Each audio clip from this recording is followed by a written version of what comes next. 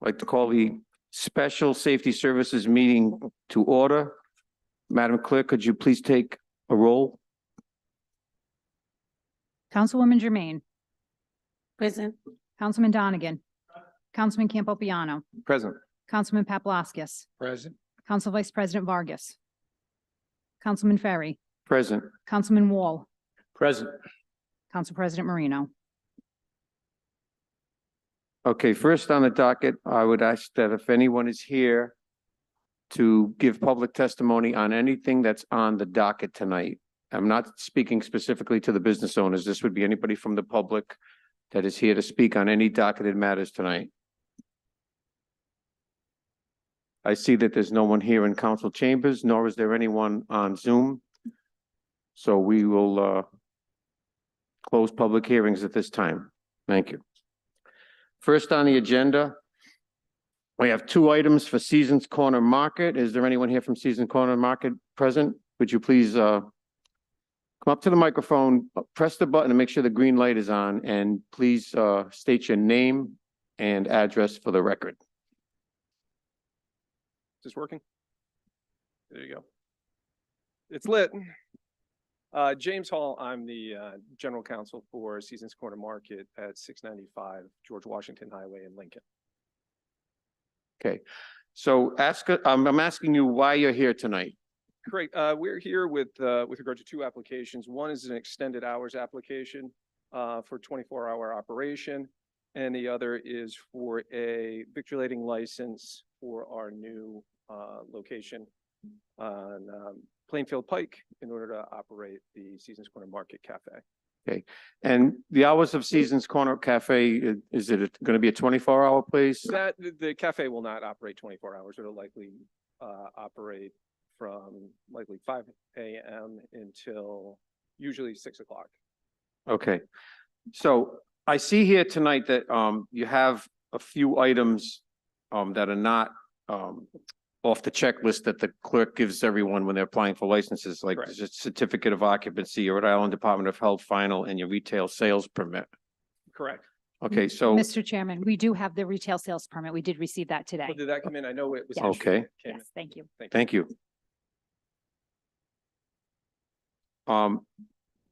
What I'm going to recommend to the committee tonight is that I know Seasons Market very well. I know the company. Okay.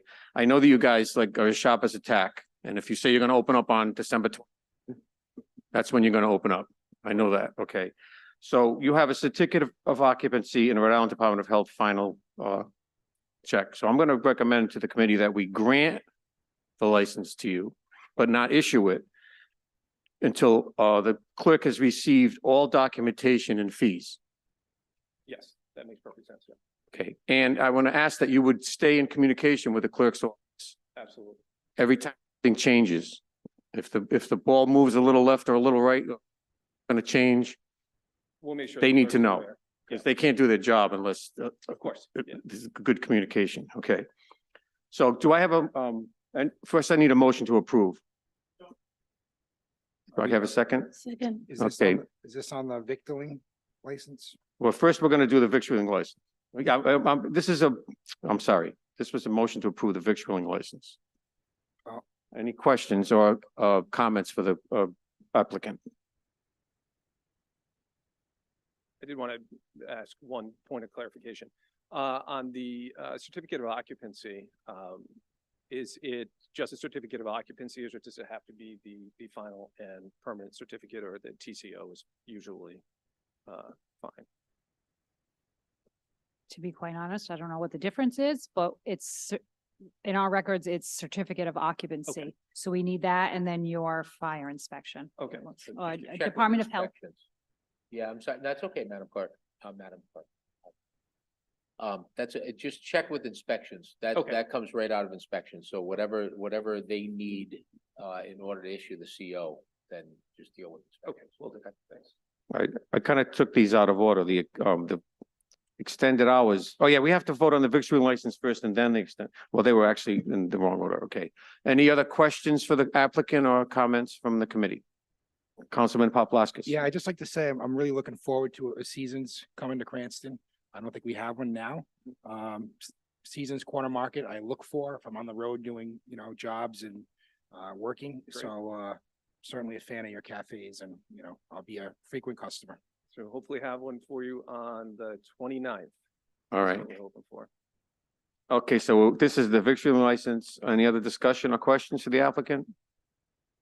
Okay, Madam Clerk, please take a roll. Councilwoman Jermaine, Yes. Councilman Donegan, Councilman Campopiano, Yes. Councilman Paplaskas, Yes. Councilman Ferry, Yes. Councilman Wall. Yes.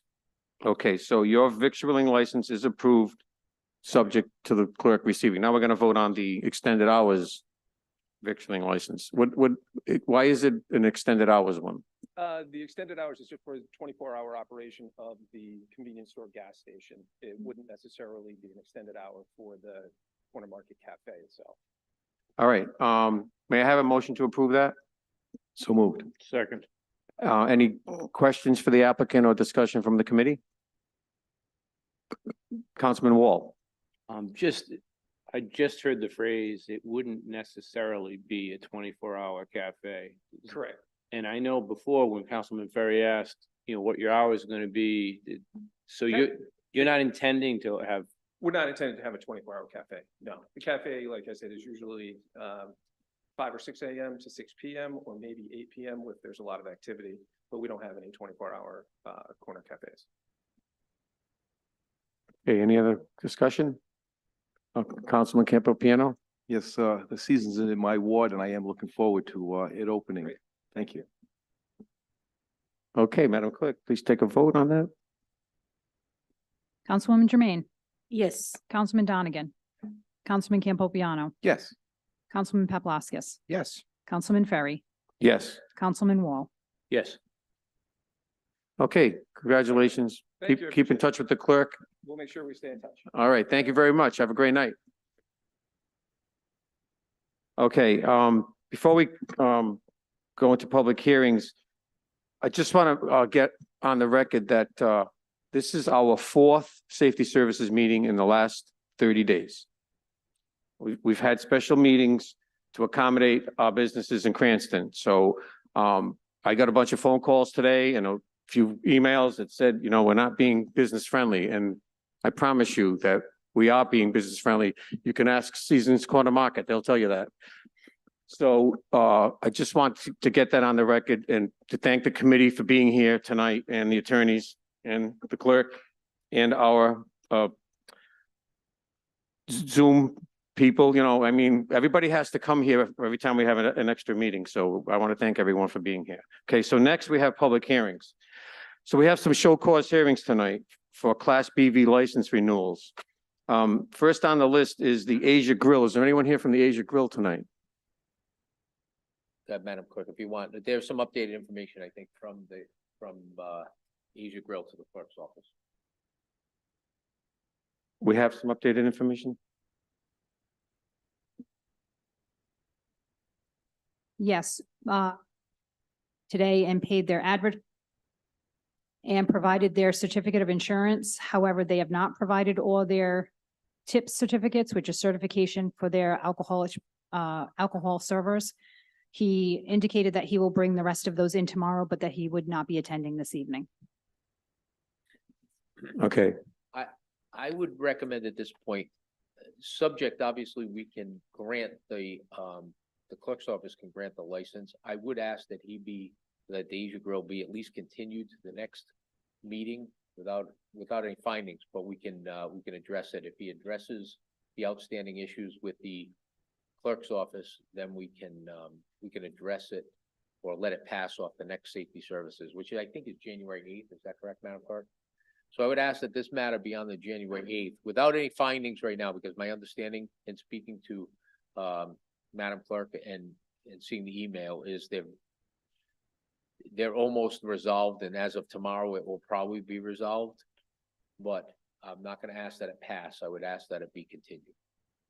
okay, we shall. Madam Clerk, would you please continue that? Is there a motion? Do I have a motion to continue that? I'm sorry, and 1 second. I'm sorry, Councilman. Obviously subject, we're not suspending their license at this point. If they get their license taken care of tomorrow, they can be in business, but I'm still asking that they be on the January 8th calendar. So we need a motion to move that to the January calendar, correct? So moved. Second, please. Anybody second that? Any discussion? The woman? I would like to have a little clarification on that. Is it we going to grant the license pending the missing document, or we going to continue the matter? That's two things. What are we doing exactly? I'm advising, Councilman Jermaine, I'm advising the council to continue the show cause on them until next month. They have apparently been in contact with the clerk's office a number of times. They have represented to the clerk's office that they will have every document in by tomorrow. So I'm not asking that we take any action on their license at this point. We'll keep it for show cause for January 8th. If come January 8th, they haven't done what they have said that they would do, then at that point, I'll probably be a different recommendation from the city, and it'll be up to this committee. So I just, Yes, Like subject to, correct. okay, thank you. Madam Clerk? Yes, for clarification, their license was granted but not issued on 11/27 at that public hearing. So the reason for the show cause hearing tonight is just because they have not provided everything they need to pick up the license. This committee has already approved it, subject to the receipt of all documentation.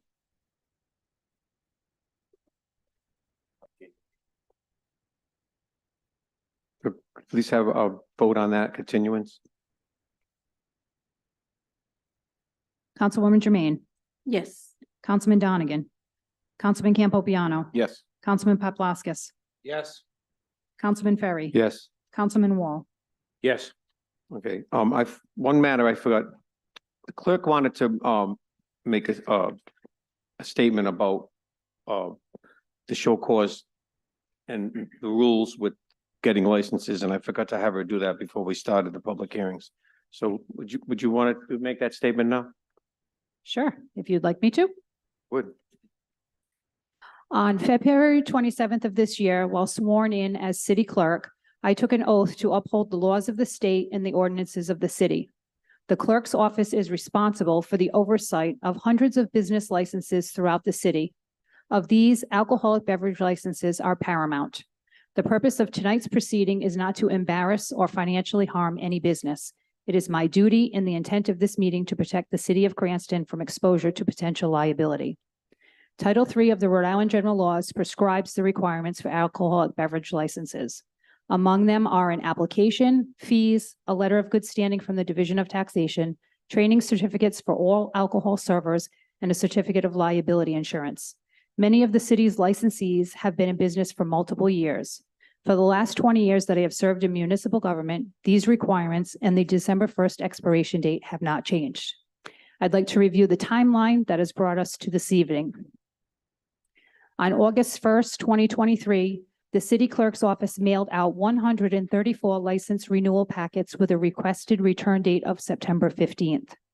On September 18th, second notices were mailed with a submission deadline of October 20th to meet the advertising deadline for the November 6th Safety Services regular meeting.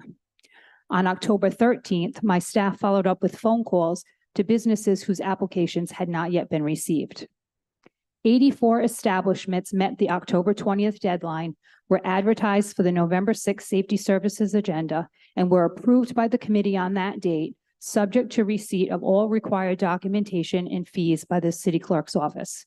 Following that meeting, a letter was sent to each of the businesses listing any outstanding items. On October 27th, a final notice was sent to any establishment who had not yet applied. They were given a final deadline of November 13th to submit applications to be advertised for a special safety services meeting called for November 27th for the purpose of allowing one last opportunity to get approved by December 1st.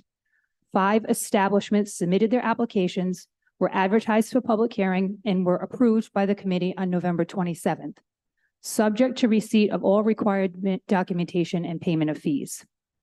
2 establishments submitted their applications after the final deadline. As of November 30th, the last day to operate under the expiring license, there were 22 establishments whose licenses had been granted but not issued, in addition to the 2 establishments who had filed after the deadline. The Cranston Police Department attempted to deliver notices to these establishments, reminding them that they would no longer be licensed to sell alcohol as of midnight. As of close of business on December 1st, there were 18 businesses whose liquor license renewals had not yet been issued. On December 5th, in consultation with the city solicitor, a special show cause hearing was scheduled for December 7th, 2023 at 5:30 p.m. for their 10 remaining establishments whose liquor licenses had not yet been issued. Notices to appear were addressed to each establishment and provided to the Cranston Police Department for delivery. As of the close of business today, there are 7 remaining establishments who do not have valid liquor licenses. My office has provided each establishment with ample notice and opportunity to obtain their license prior to December 1st. Thank you. Thank you, Tracy. And we thank you for diligently staying on top of this and keeping us updated. Thank you. Okay, the next business on here is Crepe Corner. Is there anyone representing Crepe Corner this evening in council chambers? Thank you, Councilman. At this point, the city's recommending that their license be, renewal be denied and they go through the entire process all over again. Hold up. Clerk? Crepe Corner is one who has not yet filed an application to renew their liquor license, so there's nothing to be revoked at this point. There's They're- nothing to revoke and then nothing to do then. Correct. At that He has point- indicated that he will be in on Friday with an application, and if that is the case, we will schedule him for the January 8th Safety Services meeting. It has been explained to him that he cannot serve alcohol until that date, and he has confirmed that that will be the case. Their victualling license is on for tonight, and if approved, then he can sell food, but not liquor. Where do they stand in the victualizing, portion? They owe city taxes, which he's indicated he will come in and pay on Friday to pick up the victualling and submit the application for the liquor. So with that, based on that information, Councilman Perry, I would ask that the victualizing license be granted subject to the conditions of the clerk's office. The beverage license obviously has nothing to do. It's expired at this point. I'm recommending that Crepe Corner have to go through the whole process of reapplying.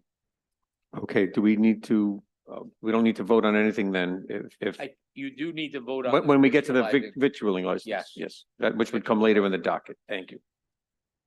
Okay, so we can move on to Frosted Mug? Okay, is there anyone here from Frosted Mug? Could you please step up to the microphone, state your name and address for the record? Anthony Reese, 251 Knollwood Avenue, Cranston, Rhode Island. Okay, Mr. Reese, you understand why you are here this evening? Okay, could you please update us on what has happened and since you've been notified? All right, I spoke with the clerk. I believe I have everything turned in. As I was total oversight, I don't know what made me not get that last thing in there, but I did get everything in according to the clerk. They gotta vote. Madam Clerk? Yes, this is one of the applications that was received after the deadline for the November 27th. We have received the application and it has been advertised for public hearing for the January 8th meeting. We couldn't get it on for tonight because it hadn't been properly advertised because we didn't have the application in time. So by law, that has to be advertised to the public in case the public wanted to question his license. Yes, the law requires that the notice be published in the newspaper once a week for 2 consecutive weeks prior to the public hearing. So at this time, we are not able to issue his license because of that advertisement, correct? His liquor license has been scheduled for public hearing on January 8th. The show cause hearing tonight is for failure to have a liquor license by the December 1st expiration date. Counsel? That's correct, and we can deal with the victualizing, I always say that wrong and I apologize, but victualling. But as far as the alcohol license, at this establishment, it's expired. It needs to be advertised by law, so there's nothing we can do at this meeting. It has to be handled on January 8th. And in the meantime, the Frosted Mug cannot serve alcohol. I actually closed that day to, I wouldn't anyway. Understand? Okay, so, that will get advertised and we will hear this on January 8th. Correct? So we. Yes, sir. So will he'll be notified and be reminded to be here? Yes. He's also here tonight because his other licenses are on the Billing docket. license. All righty. Can we move on to the next one? Council? I'm sorry. We finished with that one? Yes. Okay. Oh, wait, hold on. What do you think? So I just want to make sure, so procedurally, I just direct this to the clerk. So the victualling license, what is the status of the victualling license? It is on tonight's agenda For for renewal. consideration for renewal. Is there anything missing on the victualling aspect of the application, or is that all set? Because then we would need a vote to approve, to renew. Where is that listed in a separate, Right now, we should only be considering the special hearings I for the see. safety services. so they're going at For the the- I end? mean, for All the right. liquor I just want to make licenses. sure I understand. So it's at the end of the calendar. Okay, thank you. Okay, next we'll move on. You're all set right now, sir, until we vote. We're gonna vote on your victualling license in about 10 minutes, hopefully. All right. Next is the Historic Park Theater. Is there anyone here representing the Historic Park Theater? Councilman, I think that matter can pass off the calendar. It's my understanding. We're passing that off the calendar. Next is L.A. Bailey's. Is there anyone here from L.A. Bailey's? If you could step forward, please state your name and address for the record. Yes, Lori Keough, 144 Aborn Avenue, Warwick, Rhode Island. And you're representing L.A. Bailey's. Okay, could you please explain to us where you stand on having everything finished? I am getting the rest of the funds together so I can actually sell my business and have a transfer. I don't know if that's possible. So, you're I got. dealing with someone already to buy the business, but you need to get everything yeah, I need to renewed. do it more time. Yeah, Unfortunately, whether you're selling or not, we can only deal with what's before us, right. okay? The license fee is still due the city. Your taxes are still due on Yes. LA. Yes, Um, I'm You- close to getting my taxes, both taxes done. okay, which would trigger the letter of good standing, correct? Okay, and then your victualizing license. So at this point, if you're looking to sell, what I'm gonna I recommend. have a good potential buyer. What I'm gonna recommend, okay, to the members of the council is that we continue this matter to January 8th, Okay. okay? But in the meantime, your license is expired, Yes, okay? You're not allowed to serve alcohol, okay? Oh, You're I not know allowed to that. serve, you're not allowed to serve anything, to be quite frank. It's not, everything is subject to that. okay, And maybe we can deal with it in January 8th, but if you're in agreement that you're not gonna, open up the business at all, I would recommend that it be put on the January 8th calendar. okay, that would be great. Okay, that's up to the council, but that would be the legal representation. Okay, I would, recommend to you or the person that you're selling the business, that you could potentially sell the business to, that you contact the clerk's office and find out exactly what has to transcribe between you making an agreement with them and them getting their licenses. So they don't lose a lot of time. Like if certain days come and go and then you have to advertise it again, they could lose a whole month. So make sure that they stay in touch with the clerk's office to find out. Madam Clerk? Yeah, I will just say right now, if the intention is to transfer the liquor license to the new owner, you have to have a letter of good standing from the Division of Taxation before the license can be issued to the new owner, just for the record. Okay, I just wanted to make sure because a lot of people don't understand that.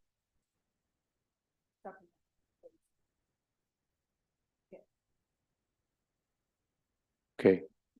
Thank you and good luck with that. All right.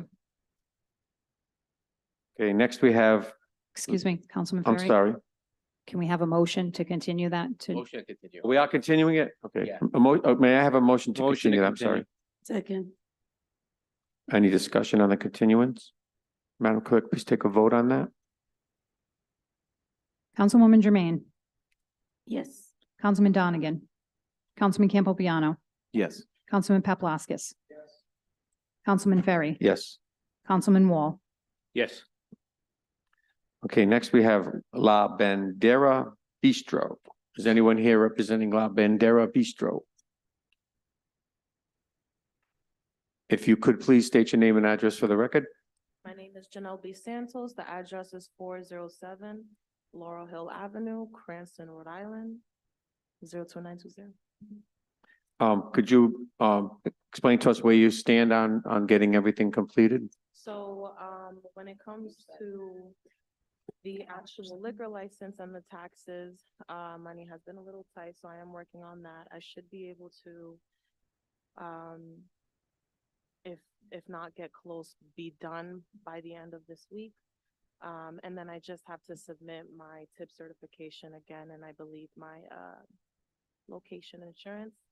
I have removed, the liquor from from the present, and I believe I knew about the, well, I didn't know about the January 8th, but yes, I kind of know a little bit about waiting until then in order to have everything done. Are you open right now? I believe we are still in standing to do food, just not liquor. Madam Clerk, is everything in order for them to be serving food? No, they do not have a victualling license. From the last time that I came, she gave me a little list, and from what I know, the only thing that was missing were the taxes and the liquor license. I was not aware that I had to reinstate my food license.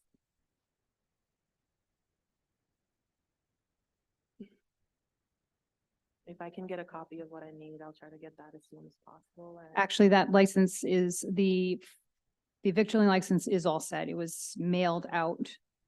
It was mailed out today. okay, Okay. so am I aware that it's just the Right. taxes, the tip certification, the insurance, which obviously that's a little bit easier, but just on the money side, I believe. And the fee? And No, the fee, Fee. And the letter of good standing. which is once I Yes. pay my. Yeah. Correct. Okay, and you said, you did say you removed all the liquor from the premises? Okay, Yeah, we appreciate that. yeah, I didn't. Thank want- Okay, Councilman Ferry, at this point, that the city would recommend that this matter be continued. Well, strike that. I would ask that, we continue her matter to January 8th on, La Bandera. If she fulfills what's left, she can get her license. I would ask that it not be denied, obviously, that her license be granted, subject to what's in here. However, should you not do that by January 8th, I'm gonna ask that you come back here. Okay, okay. Do I have a motion to approve? To move this to January 8th? So moved. Any discussion? Okay, Madam Clerk, please take a vote. Councilwoman Jermaine, Yes. Councilman Donegan, Councilman Campopiano. Yes. Councilman Paplaskas. Council Vice President Vargas, do you wish to skip? this about the faux. No, Nope. I will skip. Councilman Ferry, Yes. Councilman Wall. Yes. Madam Clerk, please note that both Council Vice President Vargas and Council President Marino are present. Okay, next we have Faux Saigon. that Is matter it- can pass, I Thank believe. you. Correct, Madam Clerk? Oh, That is thank you. correct. I'm sorry. Thank you very much. Keep in touch with the clerk's office, please. Yes. Faux Saigon. Post Saigon is in compliance. The licenses have been issued. I would recommend that. Didn't need to be here? That all happened today? Yesterday, Okay, at the end of the day yesterday.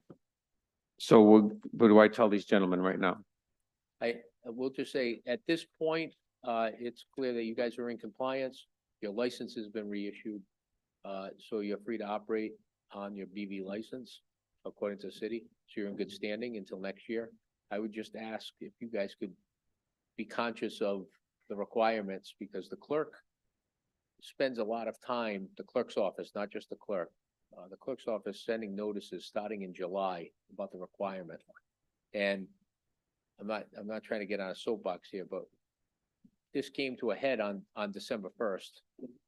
Your license and every other person on this calendar, due to the fact that your license expired on December 1st. All right, and the city, the administration and this council and everybody is trying to be business friendly here. But we cannot continue to assist businesses if you won't assist us. Fair enough? Yes. Okay, that's all. I appreciate it. I appreciate you guys, on behalf of the city, taking care of your licenses, and I know I speak for the clerk's office in saying Thank that. you. You're welcome. Good luck. Thank you.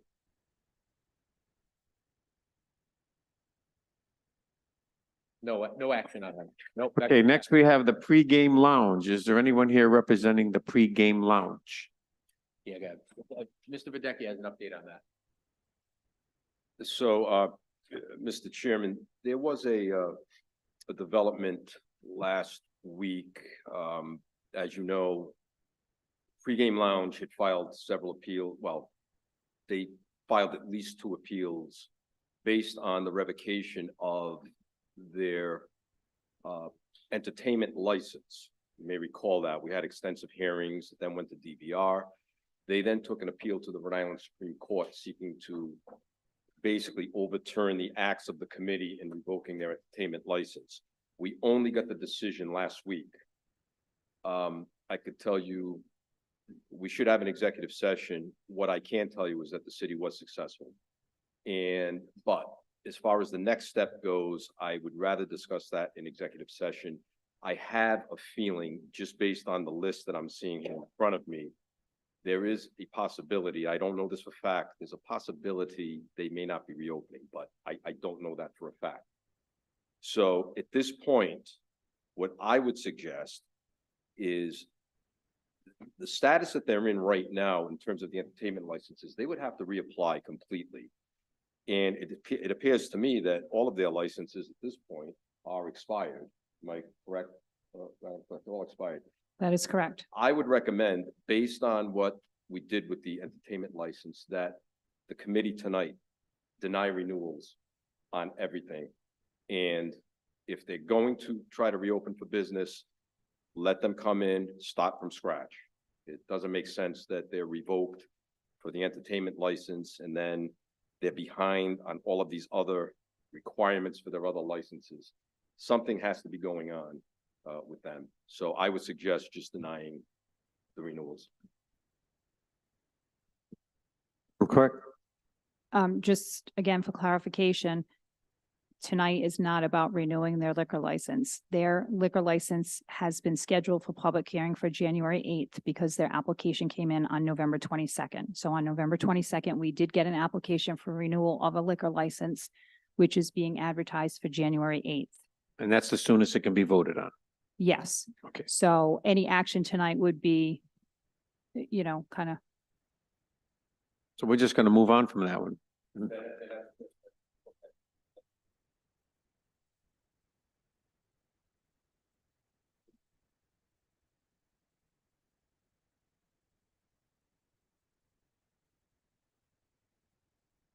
When did you want to do that executive session? Oh, I thought you meant tonight. would you,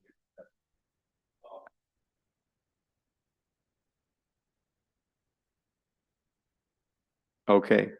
So do we need a motion to continue this to January 8th then? Okay, do I have a motion to continue that? Motion to continue. Second. Any discussion? Madam Clerk, please take a vote. Councilwoman Jermaine, Yes. Councilman Donegan, Yes. Councilman Campopiano, Yes. Councilman Paplaskas, Yes. Council Vice President Vargas, Yes. Councilman Ferry, Yes. Councilman Wall, Yes. Council President Marino. Yes. Can Oh. can I just ask a quick Madam question? Clerk, you certainly may. Is that executive session to be scheduled before the safety services or before the full council?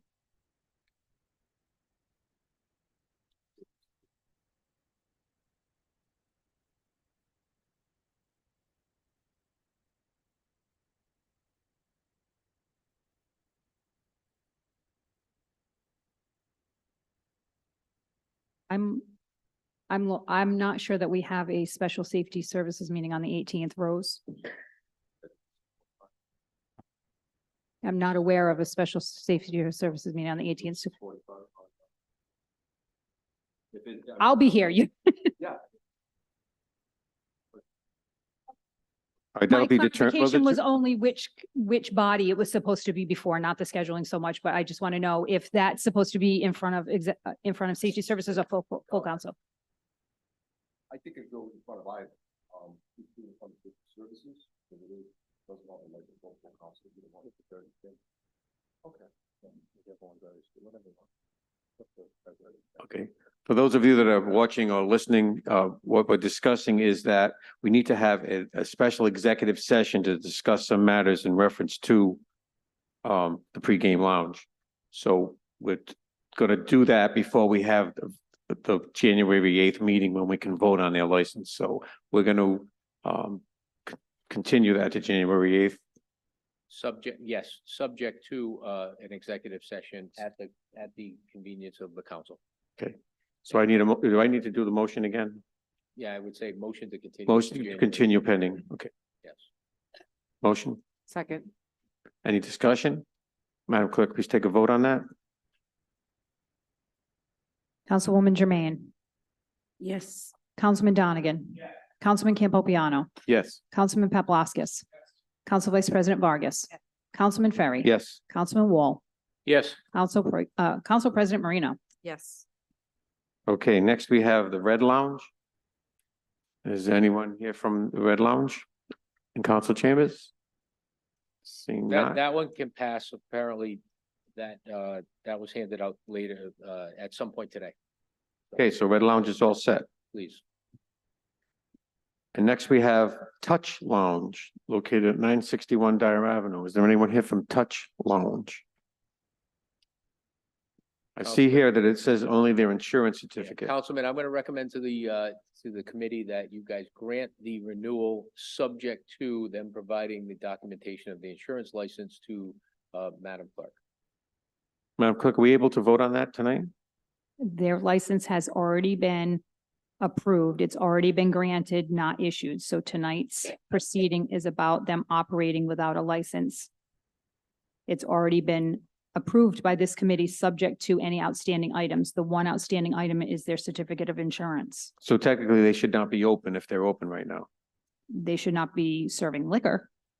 Okay, Which is the biggest issue. Obviously, that's why we asked that this come together. I'm going to ask that their license continue to exist, if you will, subject to them.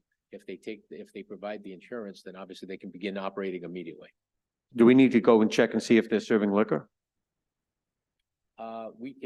I can certainly relate that to the police department, have them check that.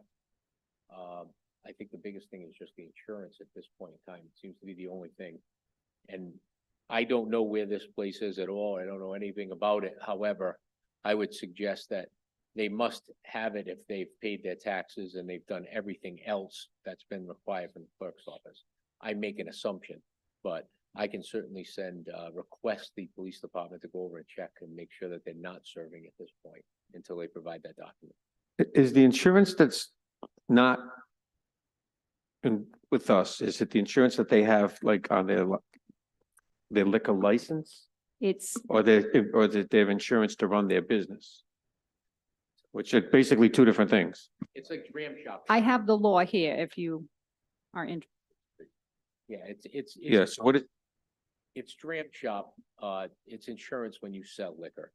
That's kind of what it is. so like if somebody were to go in there and drink tonight and leave and get in a car accident, they're not gonna have insurance. So I think we should go there like immediately and shut them down. If they are served, Councilman, if they are served, we don't, All right, but I no, will that- certainly relate that to to the police department and ask that they do a Wow, check on it. okay, so we need to make sure that they're not serving liquor, so. Thank you. If you want to contact Catalano, Major Catalano, Do we do a motion to continue that? do we need a motion? to continue? No. No. You've been, Well, is- hold on. I will defer to Madam Clerk. You wanna? Maybe what I would I would suggest is a motion to continue to January eighth, subject to it can pass off the calendar if they provide that certificate of insurance, because that's the only thing holding them. Second. any discussion? Yeah, I just want to double check on something. Is that to the clerk through the chair? Tracy, do you end up reaching out to them, letting them know, like, this is what we need? You And missed some- my long speech. Okay, so I'm assuming it's a yes at some point. Okay, I I trust you. Okay. So we have a motion and a second, no more discussion. Madam Clerk, please take a vote on that. Councilwoman Jermaine, Yes. Councilman Donegan. Councilman Campopiano, Yes. Councilman Paplaskas. Council Vice President Vargas. Yes. Councilman Ferry, Yes, Councilman Wall, Yes. Council President Marino. Yes. okay, Madam Clerk, would you agree with me? We have finished all the show cause hearings? I can confirm. Alrighty, thank you very much. Next, we're going to move on to, oh, there was a Scribner's error. There's supposed to be a Roman numeral 7 there for the victualling licenses and the public entertainment license. So just to make note of that. Okay, next we have victualling license for Crepe Corner. Do I have a motion to approve? Second. Any discussion? Councilman Wall, you, no, okay. No one else has a question? Madam Clerk, please take a vote on that. Councilwoman Jermaine, Yes. Councilman Donegan. Councilman Campopiano, Yes. Councilman Paplaskas. Council Vice President Vargas, Yes. Councilman Ferry, Yes. Councilman Wall, Yes. Council President Marino. Yes. Next, we're going to vote on the victualling license for the Frosted Mug. Do I have a motion to approve? So moved. Do I have a second? Second. Second. Any discussion? Madam Clerk, please take a vote on that. Councilwoman Jermaine, Yes. Councilman Donegan. Councilman Campopiano, Yes. Councilman Paplaskas. Yes. Council Vice President Vargas. Yes. Councilman Ferry, Yes. Councilman Wall, Yes. Council President Marino. Yes. And now we're going to vote on the public entertainment license for the Frosted Mug. Do I have a motion to approve? So moved. Do I have a second? Come on, guys. Any discussion? But Madam Clerk, please take a vote on that. Councilwoman Jermaine, Yes. Councilman Donegan. Councilman Campopiano, Yes. Councilman Paplaskas. Council Vice President Vargas. Yes. Councilman Ferry, Yes. Councilman Wall, Yes. Council President Marino. Yes. Do I have a motion to adjourn? Second. All those in favor say aye. Aye. Got that one quick. The Safety Services meeting is over and when is Public Works is going to start immediately. Public Works is starting immediately.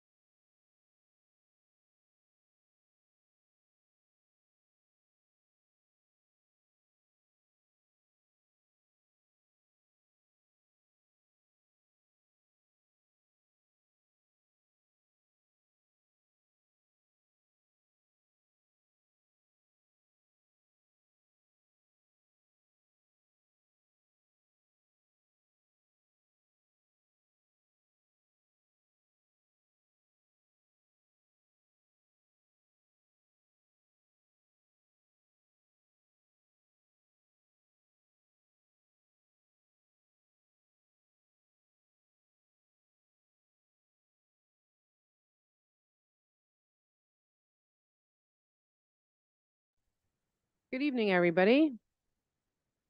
Welcome to the Public Works Committee. It is Thursday, December 7th. To the clerk, can you please take up?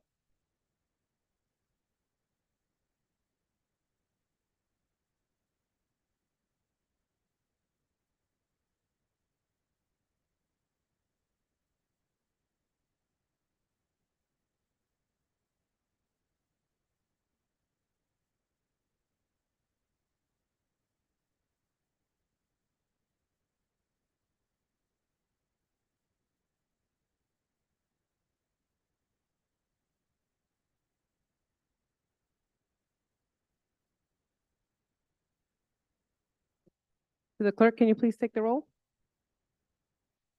Council Vice President Vargas. Councilwoman Jermaine. Councilman Ferry. Present. Councilman Wall. Present. Councilwoman Renzulli. Councilman Donegan. Councilman Campiano. Present. Council President Marino. Present. Thank you. Next item on the agenda is the approval of minutes, approval of the November 16, 2023 regular meeting. Is there a motion to approve? Motion to approve. Second. Any discussion? Seeing none, to the clerk, can you please take the roll? Council Vice President Vargas. Yes. Yes. Councilwoman Jermaine. Yes. Councilman Ferry. Yes. Councilman Wall. Yes. Councilman Donegan. Yes. Councilman Campiano. Yes. Council President Marino. Yes. Great, thank you so much. Next item is committee business matters carried over. All of the items on there have been discussed with the administration. I'm working on that. Moving on to the next item, public comments. Is there anyone here in the chamber that would like to speak on subject matters that are docketed for this evening's Public Works Committee meeting? No one? Okay. Is there anyone on Zoom? I see no public comment. Great, thank you. Public comments are not closed. Moving on to new banners before the committee. Resolution supporting the complete street sponsored by Councilman Donegan and Councilman Ferry. Is there a motion to approve? So moved. Second. Discussion? Councilman Donegan? Thank you, Chairwoman, Council Vice President. Just very briefly, this resolution came out. I've been proud to be a member of our Health Equity Zone since its inception, and as a member of our Built Environment Subcommittee, we've been working on ways and thinking about ways that we can make our city safer for everyone, especially our roads. I think we can all, probably all 9 of us on the city council, I think would agree that if not the most common complaint, certainly one of the top complaints is issues of traffic and speeding. And I know the mayor has, or the mayor's administration has spoken to that same sentiment in the past as well. And so thinking about that, how can we make our streets safer and more accessible for everyone? Different modes of transportation, whether it be someone in their car, someone riding a bus or a bicycle, or in a wheelchair, or walking. How can we make city streets safer and more accessible for everyone? And our Cranston Police Department does a fantastic job. And anytime I reach out, hey, getting complaints about speeding here or traffic there, they're great, but they can't be everywhere. And if we shift the narrative to talking about how our streets are designed to make them safer and more accessible for everyone, that's, I think, the path that the conversation needs to go. So months ago, I had brought up the question, how can we do this in our comprehensive plan? I sat down with the planning department, the entire planning department. We had a long conversation. They were supportive of complete streets. I worked with senior planner Gregory Guertin in writing this resolution that's before us this evening.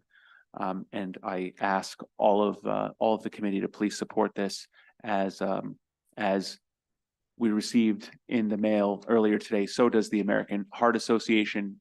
That will be distributed to everyone. So I hope you'll all support it this evening, and we can see this then implemented in an ordinance and the comprehensive plan. Thank you. Chair. Councilmember Ferry. Yes. John, Councilman Downing, I love how passionate you are about certain things. But I just want to say one thing. Everything he said is true, and I agree with. And this gives, when you do something like this, sometimes the only way you can make things better is to change people's behavior. And this is a goal, one of the goals of this is to do things that are gonna change people's behavior. So maybe they'll speed a little less or walk a little more or ride their bike a little more. That's one of the things. So, you know, I remember we were at a meeting one time and somebody said, you're not gonna fix that until you change people's behavior. So this is something that'll help change people's behavior. So I hope everybody supports this. Further discussion? Councilwoman Jermaine?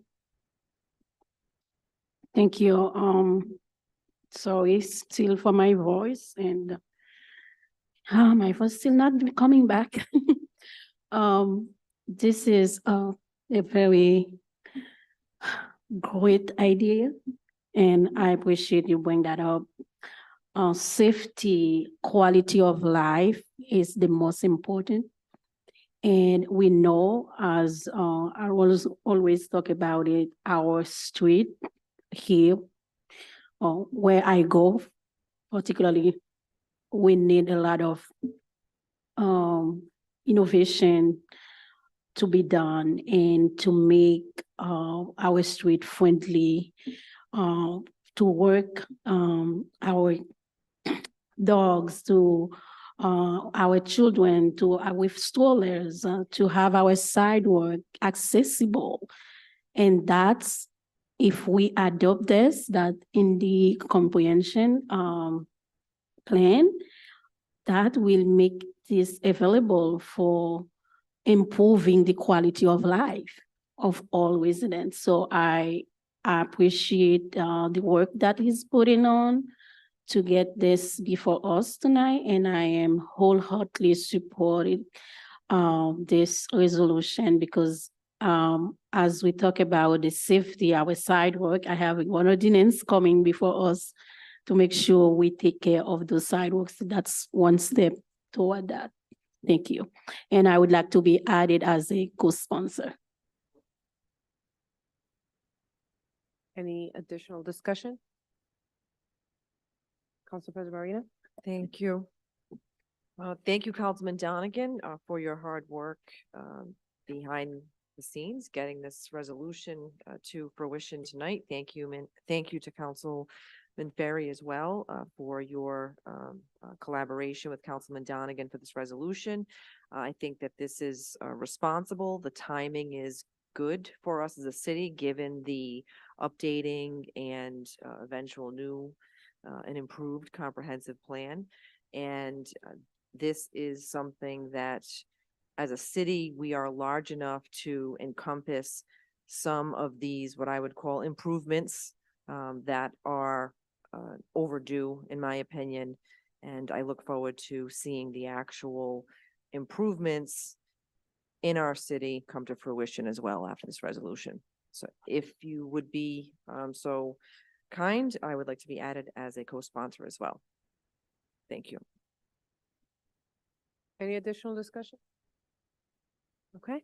I would like to say that I'll be in support of this resolution as well. And I'd like to thank both of the sponsors for introducing this. You know, AARP has also recently just passed a model as well, an ordinance that is going to be also provided to many council members throughout the entire state from their advocacy director, encouraging cities and towns to actually move forward with a resolution very similar as this. So this is actually really exciting to know that Cranston's actually moved forward ahead of speed. But AARP, just want to note that they did say that if there's any assistance or help that the city of Cranston also needs on their end, they would be happy to help. And again, this is, I appreciate this, particularly for ensuring that our city becomes mobile, particularly with transportation and our environment as well. And I hope that we can also consider this when we have projects that are coming up before us, whether they're city projects, as well as developers that are coming forward and making sure that we have some sort of a plan in place, such as this one or anything into more details. So that being said, if there is no further discussion, actually, to the council members that are sponsors, I'd also like to be added as a co-sponsor. That being said, if there's no further discussion, to the clerk, can you please take the roll? Council Vice President Vargas, Councilwoman Jermaine, Yes. Councilman Ferry, Yes. Councilman Wall, Yes. Councilman Donegan, Yes. Councilman Campiano, Yes. Council President Marino. Yes. Great, thank you. Councilmember Donegan, I think there's a presentation this evening coming from John Flaherty of Grow Smart RI about complete streets regarding the resolution. Councilmember Donegan. Yeah, thank you, Chairwoman. John Flaherty is here from Grow Smart RI. I briefly met John in a podcast with the Cranston Library about 2 years ago. And John is now here this evening just to talk to us a little bit about what complete streets are and some of the work that Grow Smart is doing, and to kind of give us a little bit of a better educational foundation of what this is. So John wants to come up to the. Good evening, council members, and thank you for this opportunity. I guess I wasn't necessarily expecting that. Do I understand correctly that this has just been voted upon? So that's terrific. The last time that I was in this room, I think was in 2015, doing a similar presentation alongside a representative of the DOT as well as VHB. And so I'm thrilled that this council is endorsing this concept. I think that, Madam President, you're correct about the timing being very good, not only because of the city's comprehensive plan, but there's also opportunities now for direct funding from the US DOT to the city to support projects that you may have identified as priority. So when we talk about complete streets, and I think some of you have already touched upon this, this is in the largest sense about quality of life for residents of Cranston. But it's also about the economy of Cranston and providing opportunities for businesses to have more foot traffic, particularly in places like Wells Square and Knightsville and so forth. But the reality is it's also about public safety. And what you might not know, and I haven't dug into the data specific to Cranston, but I also serve as the vice chair of the state's Transportation Advisory Committee. And every year in November, we review target numbers for fatalities and for serious injuries. And it's always a difficult conversation that we have because these numbers, and just to give you a top level number here, we're talking about statewide fatalities in the range of 60 people per year. And then there's serious injuries for both motorists, but also for non-motorized people who are traveling either by foot or by bicycle that approach 300 per year. And so when we think about complete streets, complete streets are design elements that provide safe accommodations for all travelers, including motorists. This isn't about car versus bike, but certainly for people who are on foot or who are on bicycles, they're at particular risk when it comes to serious injuries and fatalities. So a few other things. I didn't want to do a big long presentation, but I also want to make you aware that you're in good company. There are several other communities that are doing the very same thing. We had the opportunity at GrowSmart to work with the One Cranston Hes in providing a $5,000 grant to do some of the groundwork for this. And the city of Woonsocket is doing the same thing. I have their ordinance. They're actually moving to the ordinance level because the resolutions are wonderful. It's an affirmation of this council at this time, but it doesn't go past this council. So in terms of making it more permanent, obviously the next step would be incorporating some of these goals into the comprehensive plan and then moving toward an ordinance that's more permanent. Woonsocket is doing that. Central Falls, by the way, was the first community in Rhode Island back in, I think, 2018 to enact a green and complete streets ordinance, because it's also about how you can incorporate things such as green infrastructure or tree planting to avoid heat island effects. Let me see, put my glasses on here. So when it comes to ordinances, Central Falls has taken that step. Newport took that step in the last year and a half. Providence did as well. And those that are now considering ordinances include Woonsocket, Middletown, Portsmouth, and Pawtucket. Two other things to be aware of. One is that the Division of Statewide Planning is undertaking a project this year to develop a statewide complete streets plan that would provide guidance to municipalities such as yours for consideration of the various design elements. Because not every element for complete streets is appropriate for every situation. And it's not a one size fits all. So there are more tools that are coming from the state to provide guidance to the municipality. And then I mentioned about the funding. The program that I was referring to in particular was included in the bipartisan infrastructure law that passed. And it's a program called Safe Streets and Roads for All, SS4A grant program. It's unique in that it's one of the few times I've ever seen in the many years I've been doing this work where the federal government would provide the grant money directly to the municipality. It's not a case where you have to apply then to the state DOT. So to the extent that you begin to develop, and you all know the community better than I do in terms of where the hot spots are, where you're experiencing more conflicts, traffic conflicts between drivers and drivers, or drivers and pedestrians and so forth. And you presumably have some thoughts about some mitigation ideas. And so just to know that this funding is available, and it was approved, and it's funding that goes through 2026. With that said, I would just be happy to entertain any questions you have. I mean, you've already taken the stand. I think you all have a good understanding of what this accomplishes, but I'd be very happy to answer any questions or have some discussion. Certainly, Councilman Donegan. Thank you. John brought up a good point that this resolution, it suggests the support of this council. The intent when discussing with planning was we pass a resolution to make sure that conceptually, yeah, this is something that the 9 of us support and would like to then move on and adopt an ordinance.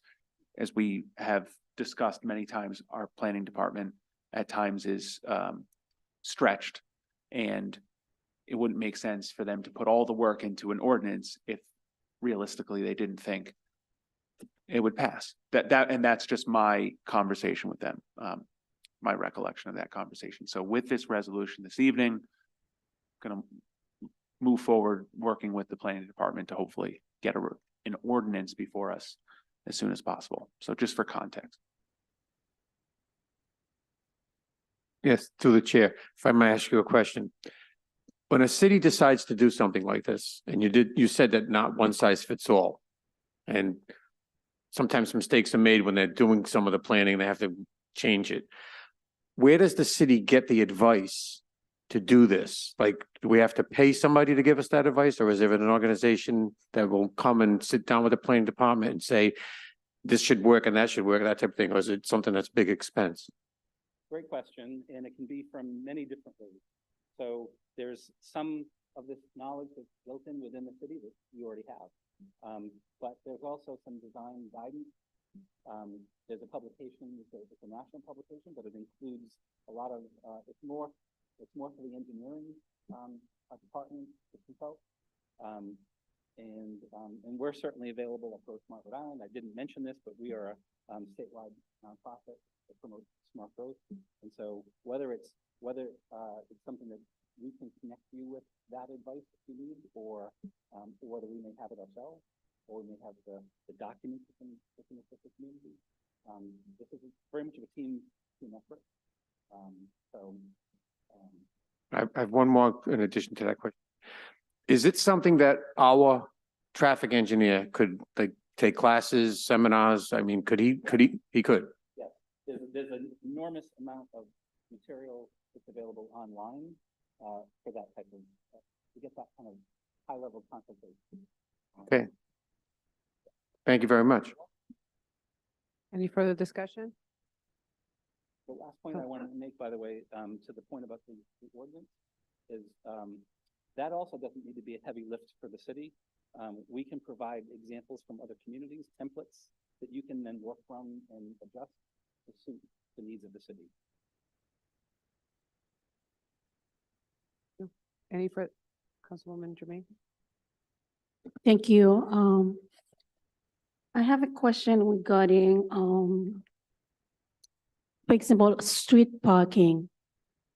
How I know, some of the city who implemented it, they have street parking. Here, in Queensland, we do not. And there is a demand for street parking. And how we can reconcile both, is it feasible? Overnight, correct? Yes, Councilwoman yes. Jermaine? Thank you, yes. It is feasible. There's nothing that can't be overcome when it comes to potential, conflicts of interest, meaning not conflicts of interest in that sense, but that, there's demand for parking, and then, there's ways to resolve that. I mean, and there's certainly some techniques that you may have seen. Oftentimes, by the way, when we talk about some of these changes, whether it's to parking,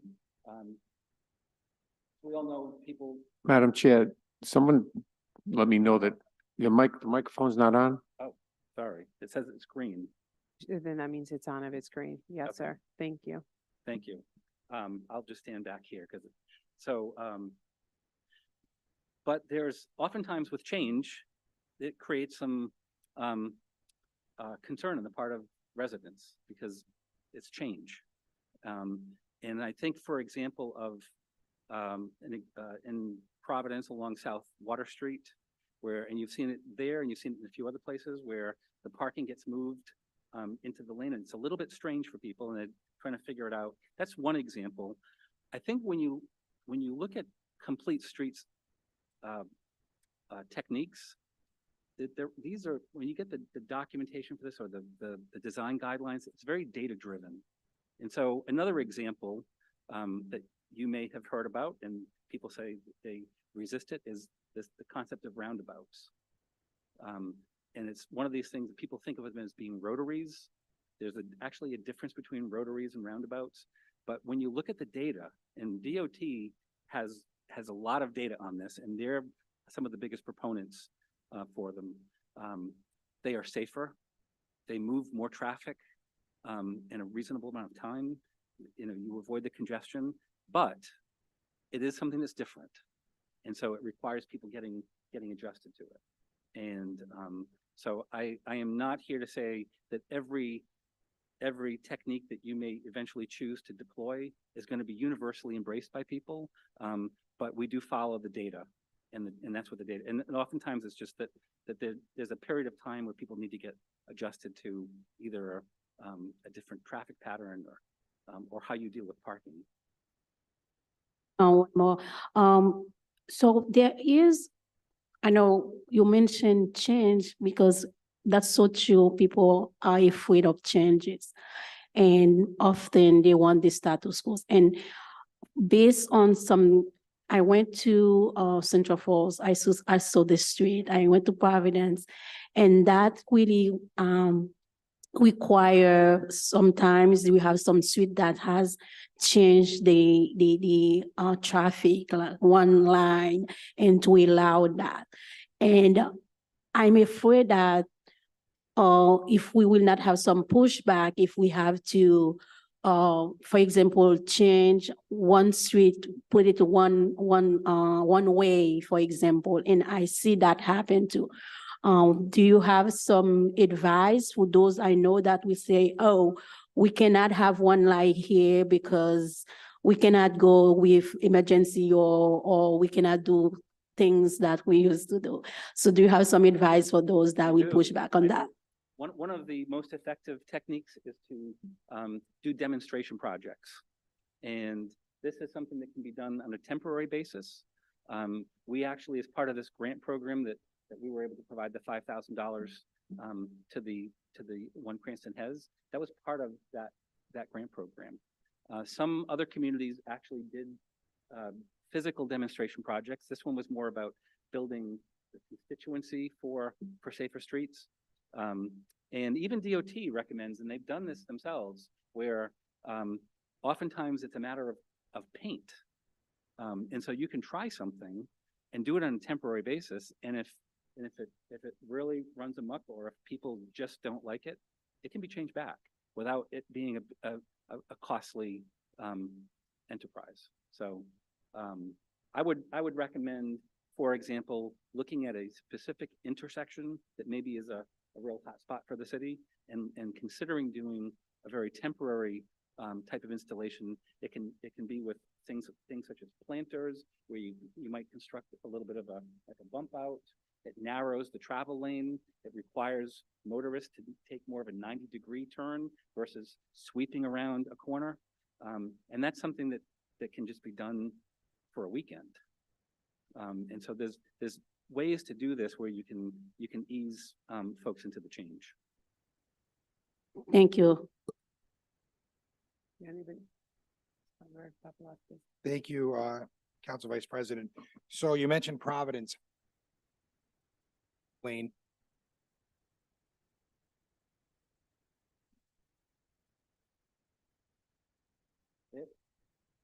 Yeah, there was, so early in the process, when the city of Providence was undertaking some complete streets, I think that maybe they could have done some more community engagement early on. I think that they learned from that, and the ones that took place since, I think, I'm not saying that they weren't controversial, but the ones that they've done since, I think, had more community involvement. So the city of Providence did they did a complete streets ordinance. It's part of their comprehensive plan. They developed something called the Providence Great Streets Plan, which was across the entire city. And then there was a separate nonprofit called the Providence Streets Coalition that was doing a lot of that engagement with the public. And I think they've had much more success since then. But you're thinking of the one, I think, over by Providence College, Eaton Street, that was a real. I'm thinking of all of them because, I'm on the road every day, and I saw a lot of the stuff going into downtown Providence too, and took away a lot of parking spots. And, I service a lot of businesses down there, and the businesses weren't happy with it either because it took away the ease of, shoppers pulling up and being able to go into stores. So I'll just base my comments on this. This resolution passed tonight. I'm sure it's going to pass the council. I'm going to be honest. I don't think I'm going to support it until I hear more from the traffic engineer and I see more. I'm not in favor of bump outs, planters, or bike lanes. I think a complete street is for a car. And call me old fashioned. That's just how I am. I think the bump outs and the planters hinder trash removal. I think it hinders snow removal. I have relatives in Providence that live on Messer Street that have the bump outs, and their trash gets missed. Their street doesn't get plowed correctly. So that's just where I'm leaning right now. So but thank you for your time and all your information. And I appreciate the data. You said you're data driven. I will look at the data and keep an open mind, but that's where my head is right now. Thank you. Thank you. Any further questions? Okay. Thank you very much. Sir. I do want to know, Mr. Stevens is here with us. We don't go back into Q&A, although are you here with GrowSmart? Would you like to say a few words along GrowSmart's presentation? And I think Jonathan Stevens, 29 Windsor Road, Cranston, proud taxpayer.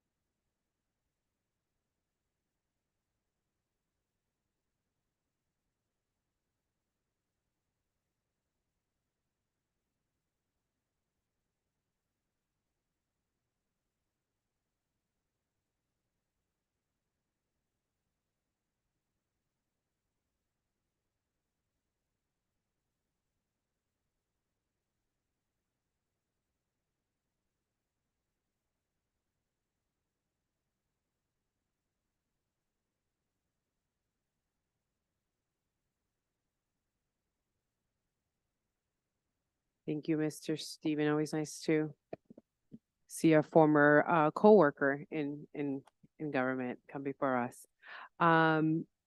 Okay. If there is no further discussion on this item, is there a motion? Motion to adjourn. Second. Thank you. And all in favor say aye. Aye. All right, in favor say no.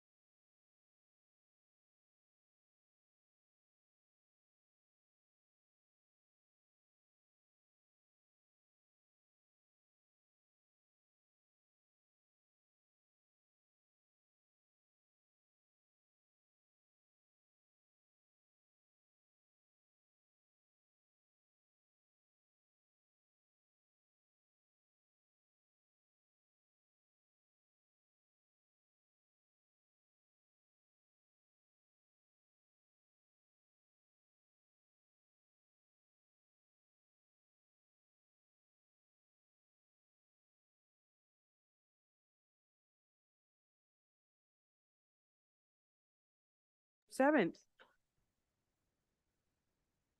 Clerk, please take the roll. Council Vice President Vargas, Present. Councilwoman Jermaine, Present. Councilwoman Renzulli, Here. Councilman Wall, Here. Councilman Ferry, Councilman Donegan, Councilman Campiano, Here. Council President Reno. Present. Thank you. Next item is the approval of the minutes of the November 16, 2023 meeting. Is there a motion to approve? Motion to approve. Second. Any discussion? The clerk, can you please take the roll? Council Vice President Vargas, Yes. Councilwoman Jermaine, Yes. Councilman Wall, Yes. Councilman Donegan, Councilwoman Renzulli, Yes. Councilman Campiano, Yes. Council President Reno. Yes. Thank you. Let the record show Councilmember Ferry is here. Next item is committee business, matters carried over. Councilwoman Jermaine, you have an item on here, Airbnb / Verbo? Yes, that was there for a couple of months and, I think the solicitor talked about something they were working on and to give a little information about how this working in the city, nowadays people use their property to rent, so it's a rental by the owner. So a lot of people do that, and I had some resident that reached out to me to ask if they want to do it and how that works. And I didn't know anything about it, and that's why I asked the question if there is any regulation in the city that regulate anyone who has a property, live in the property and that want to use it as Airbnb or as they talk about rental by owner. So that's, I know I don't have the answer, and that was the reason why I put it on the docket. And still, I'm waiting. Councilwoman Jermaine, I don't see anyone here. Oh, I do. I have Director Moretti. Do you have any response at all for Councilwoman Jermaine on this item?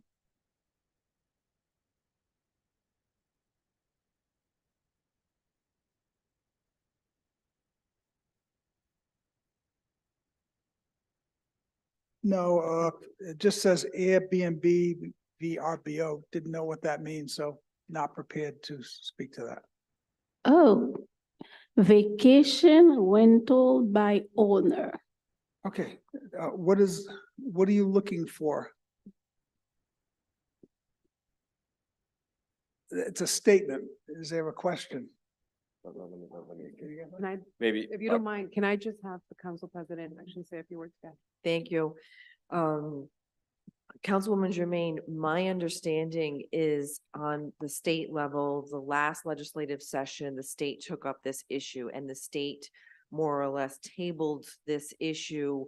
And there is a commission currently on the state level through the General Assembly that has been formed to address this issue. So the state is looking at this, and I can only speak for myself in terms of, from my perspective, I want to first see what the state does with respect to this issue before we as a city take on Airbnb and Verbo, because we want to be equal with our partners throughout the state. And Airbnb and Verbo, there are a lot of regular homeowners like URI that will be affected by this, not just because the neighbor next door is having an Airbnb, but because they themselves may have that and rely on that income. So my suggestion would be to put a pause on this and wait until the spring to see what the General Assembly has taken up on this issue. It's just my suggestion. Thank you, Council President. Councilwoman Renzo. Thank you, Vice President. And to that point, I do know that in case you don't know, Councilwoman Jermaine, but you may know that they do have to register through DBR now. So you do need to be registered with the state of Rhode Island if you are using Airbnb or Verbo in order to rent out your property. So if you're not, then you're in violation of state regulation. So you can look up on a state portal who is, if you know someone is renting out their home for a short-term rental and they're not registered, you'd be able to tell by looking in the state portal. Councilwoman Jermaine.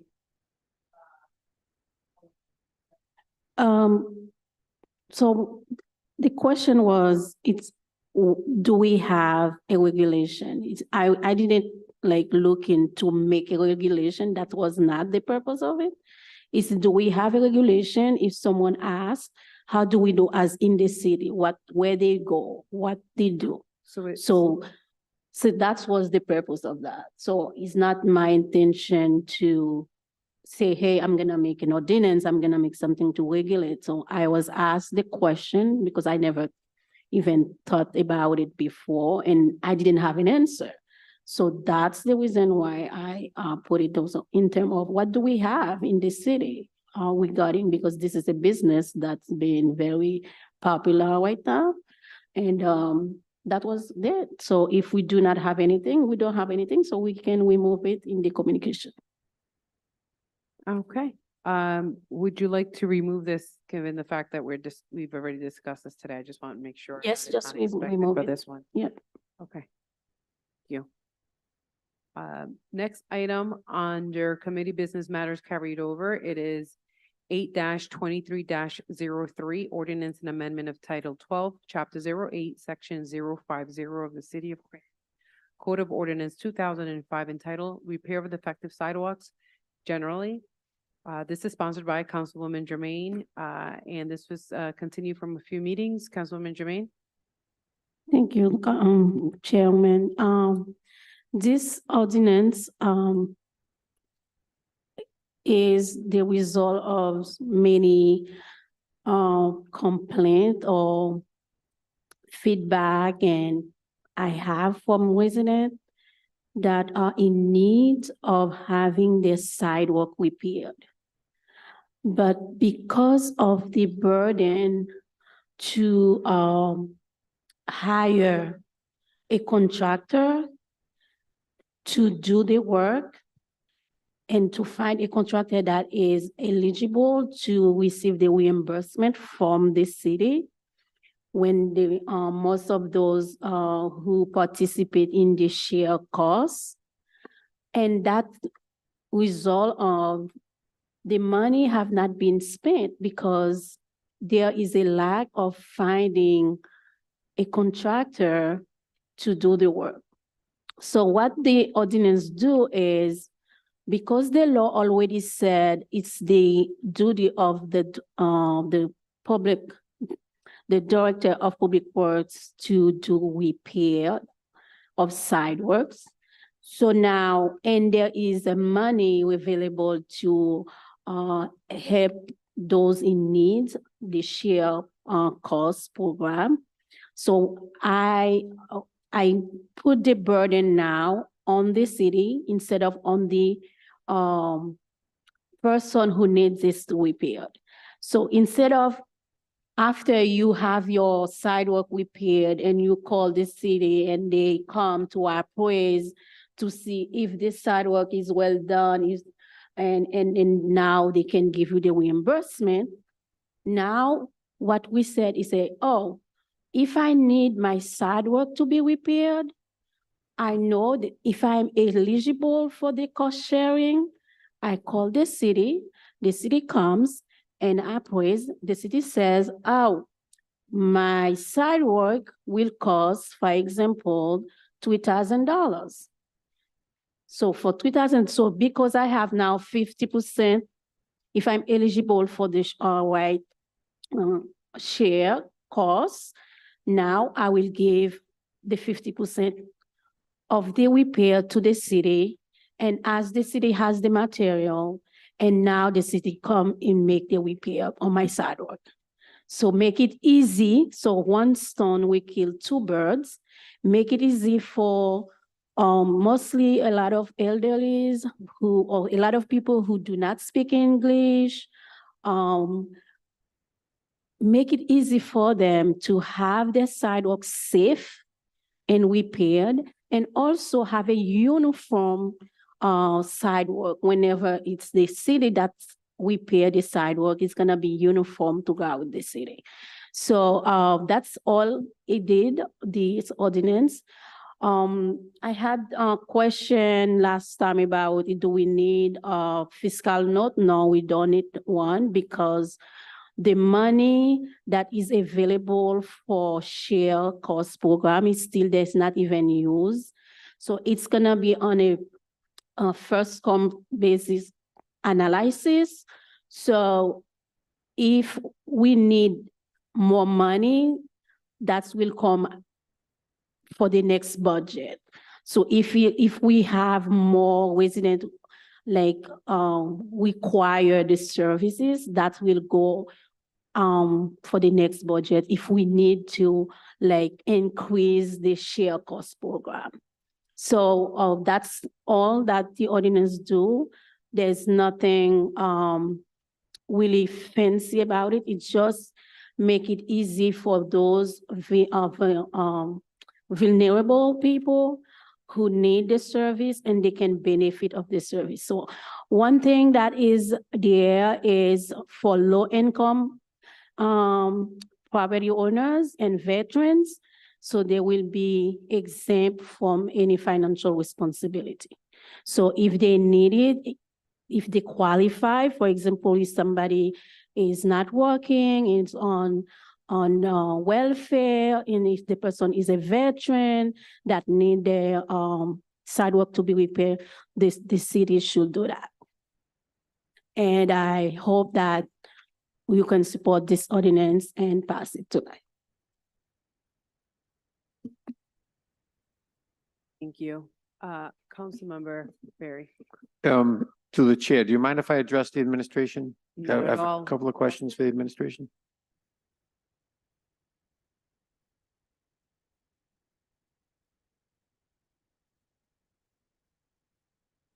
Councilwoman Jermaine, thank you for all your work on this. Do you see any problems with this becoming a reality? We know that it's not the matter of the cost, but it's a matter of the implementation to change the way it's done now. So have you guys taken a look at that? Oh, yeah, this has a major impact on the city and operations, financially, on the taxpayers of the city. It's endless to bottomless pit in terms of, it's any sidewalk in the city that must be fixed. No exceptions, basically. Who's determining low income, veterans, and again, eliminating the use of, there was limitation on subject to availability of capital and general operating funds. So I think it's fraught with a lot of red flags. But that can be corrected? I mean, Councilwoman Jermaine, have you? If with an endless sorry. pocketbook, absolutely, yeah. To the chair, may I ask Councilwoman Jermaine a question? Have you worked with the administration to see if in fact they could go back and forth, if this could be a reality to, because I agree that the sidewalks need to be fixed. That's not why I'm questioning anything. I just want to make sure it's something to support it. We have to be able to see that it can happen and it can be afforded. I met with Public Works. Mr. Matheus is on vacation, paternity vacation right now, and Dr. Zidelis, we discuss it. We have a meetings, and we discuss, and I explained it to him. We discussed there was no major issue with that. What it's clear on the ordinance, when we say low income, there's already, if you read the whole, there's already all the requirement, what make the eligibility is on the ordinance already. So for the cost sharing. So the cost sharing, what we talk about it is, we always have discussion about who is the owner of the sidewalk. This is not for commercial. The law already set up that, okay? It's for anyone. There's money available for cost sharing. The money is there.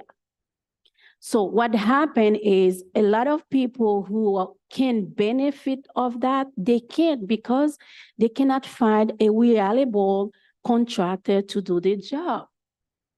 So I don't see the issue because the Department of Work has the ability to make those sidewalks. They have it already. We have the money to say if someone needs the sidewalk, we're gonna give you 1/2 of the money. That's already there in the law. And what we do is to make it easy for those, instead of city give the money to the resident give the money to the city and the city do the job. I don't think that's something we cannot afford for those who need it. And when you go around to see those sidewalk that need to be repaired, it's disgusting. And I have people reach out with me. Some people lost money. We have some elderlies, they can, and some people who have language barriers,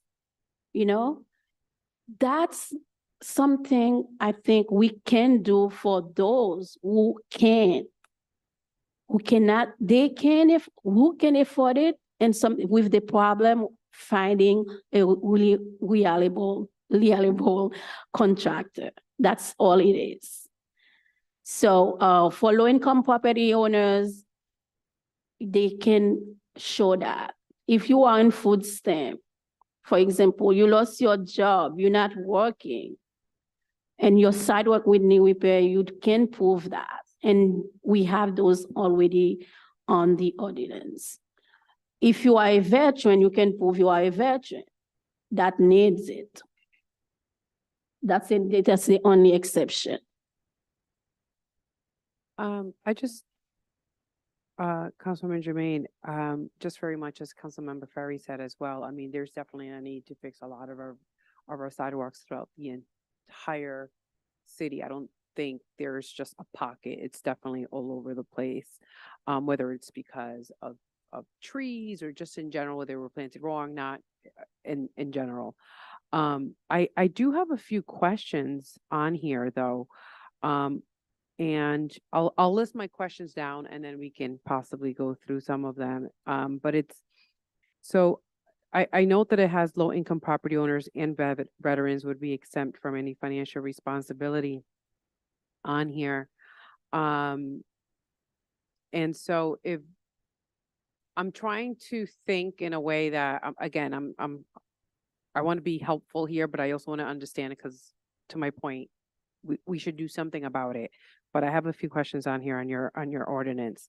How do we not, if the home is not owned by a veteran, but it's owned by the spouse that lives in the house, it's just the wife, but the veteran lives there, they're not qualified. It has to be the home has to be owned by an actual veteran, at which point they need to provide to whom that information.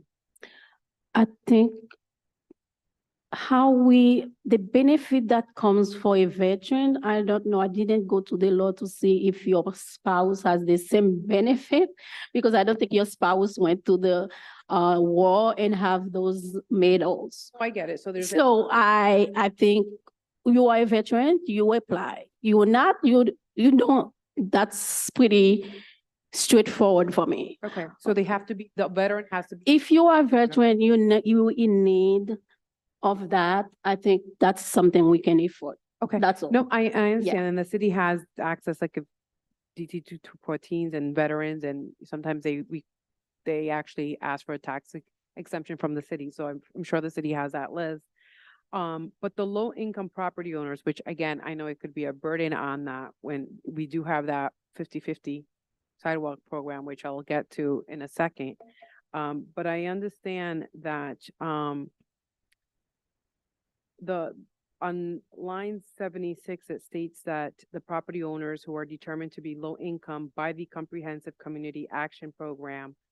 I'm wondering why it would be up to CCAP to determine their low income and not actually instead use the guidelines from the state or the federal government. Because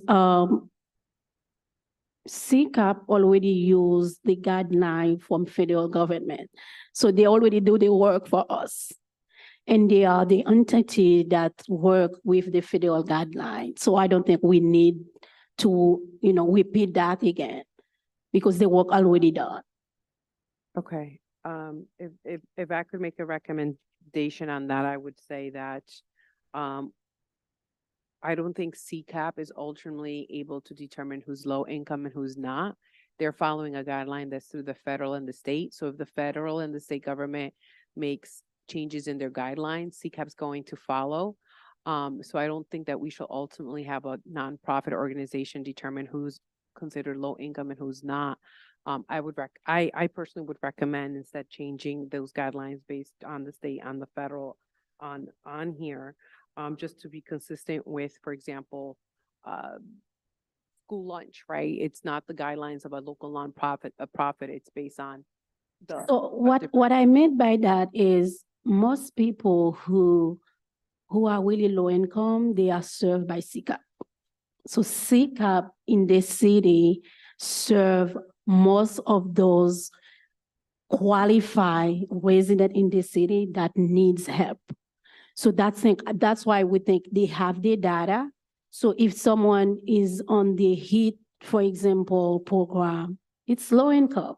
And who is responsible for that in the city is CCAP. That's why I put it that way. Because it's more, it's easy to identify those who are in need in the city because they're already receiving, the help. Okay. I don't have any problem to make some suggestion, but now is that we're going to have the burden on the city to discuss, to have a data to, you see what I mean? So I didn't want to have that burden. So I say if the person already on the list of CCAP services, so it's easier to benefit of that. So if I may, it seems like we're using an organization as a stakeholder in the sidewalk program, of which now the city has to check with CCAP to find out whether or not they qualify. I just have a little bit of worries the way that is actually crafted, but I could check what it is for where you are, what number. Let me see. Actually, well, where you see it. Let me see. Show me. Can you tell me the way? Let me look at it.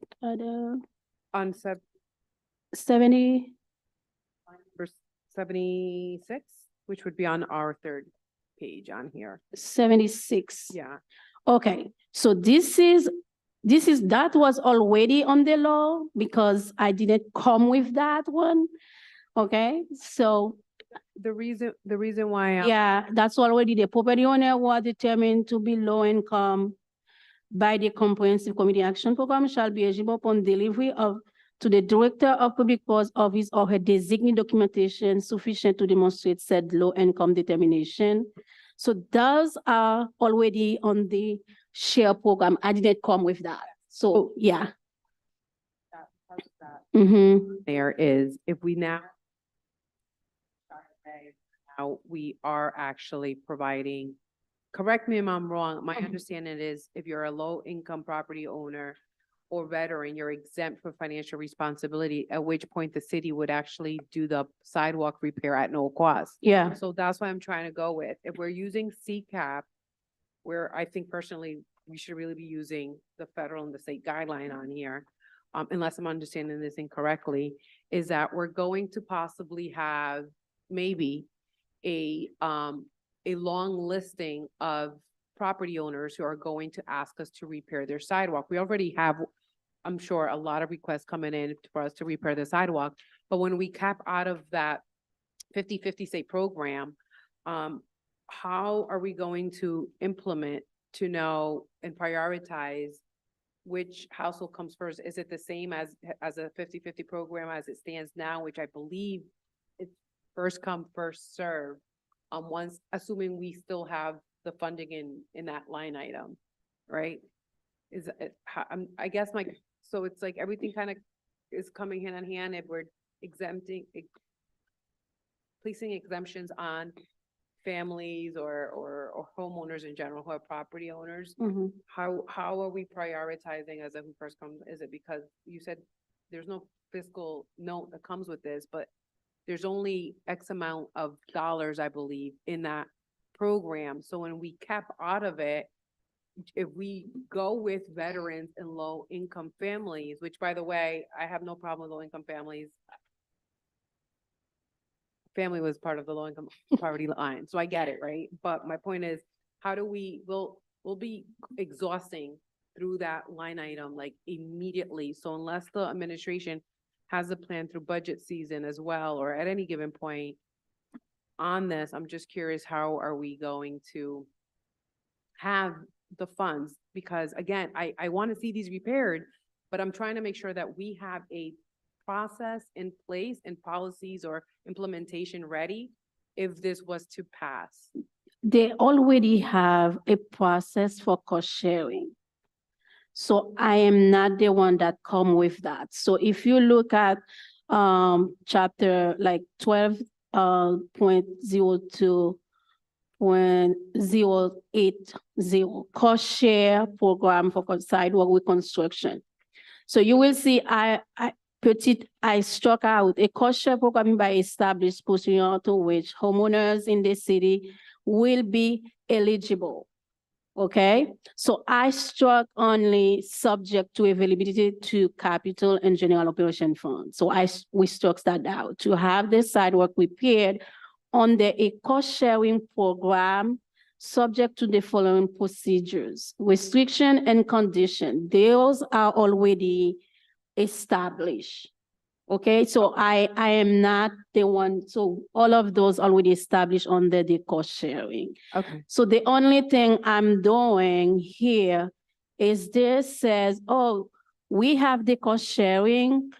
We do, the burden was, if I'm eligible for the cost sharing, I need to find a contractor, pay the contractor, do the work, and then when the work is completed, now I call the city, I said, I did this, now you can reimburse me.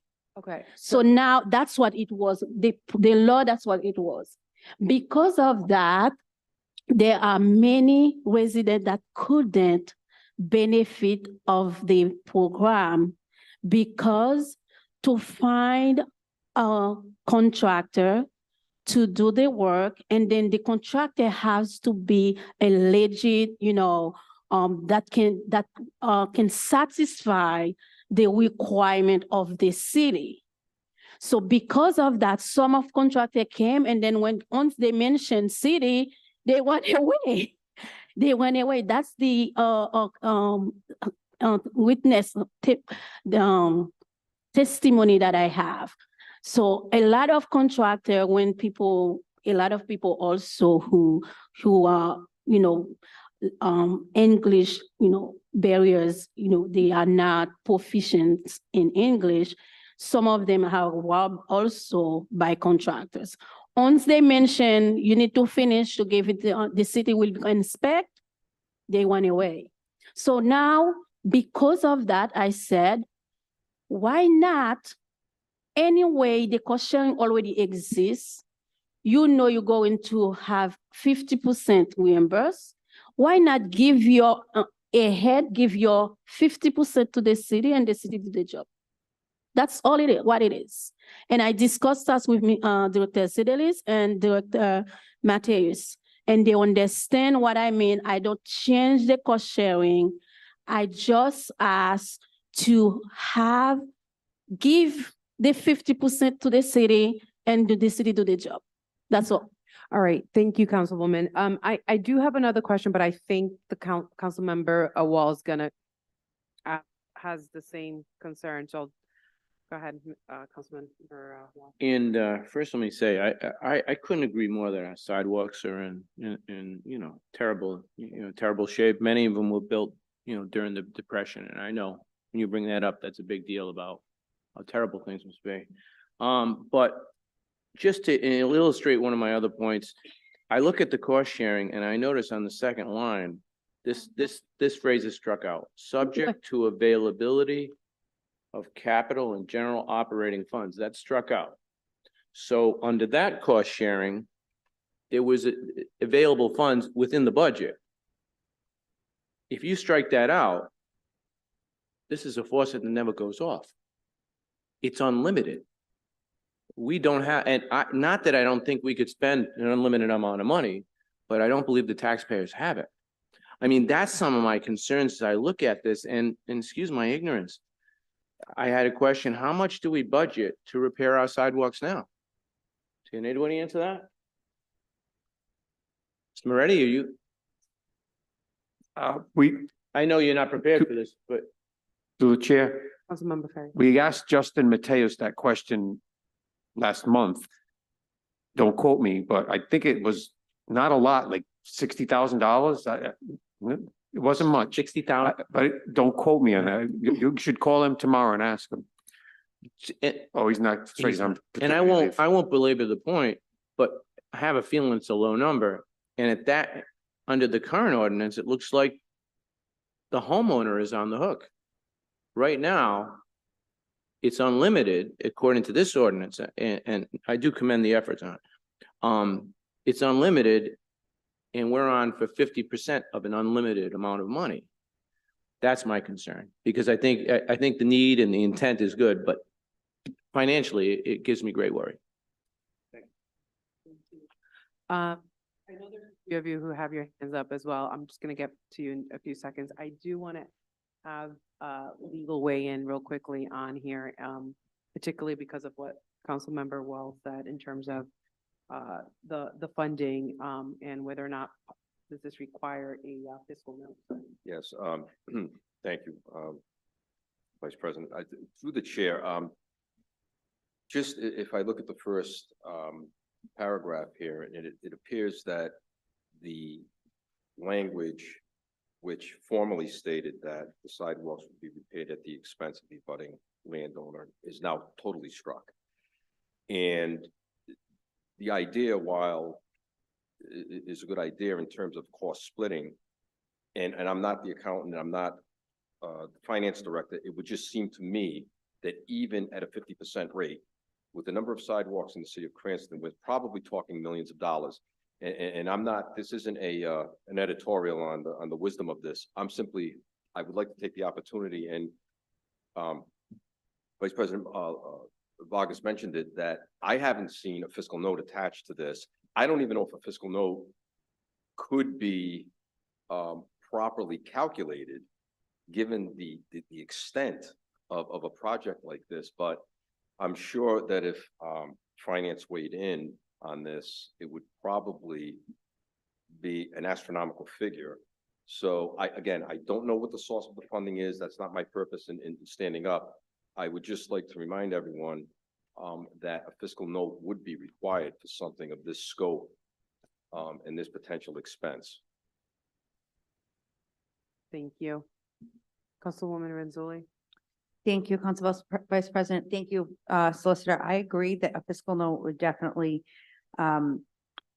be required here. Also, on top of the money, if we're doing the work, we're now taking people from Public Works and the work that they're otherwise doing and putting them onto sidewalks. So that's an extra strain, I think, on personnel, in which we might need to, if I'm understanding correctly, I think that, and correct me if I'm wrong, because I want to make sure I'm understanding, that Councilwoman Jermaine is saying the Department of the city itself should be replacing the sidewalks, and then we're going to essentially bill the homeowner, whereas now the homeowner is responsible for getting someone to do it and then bills the city.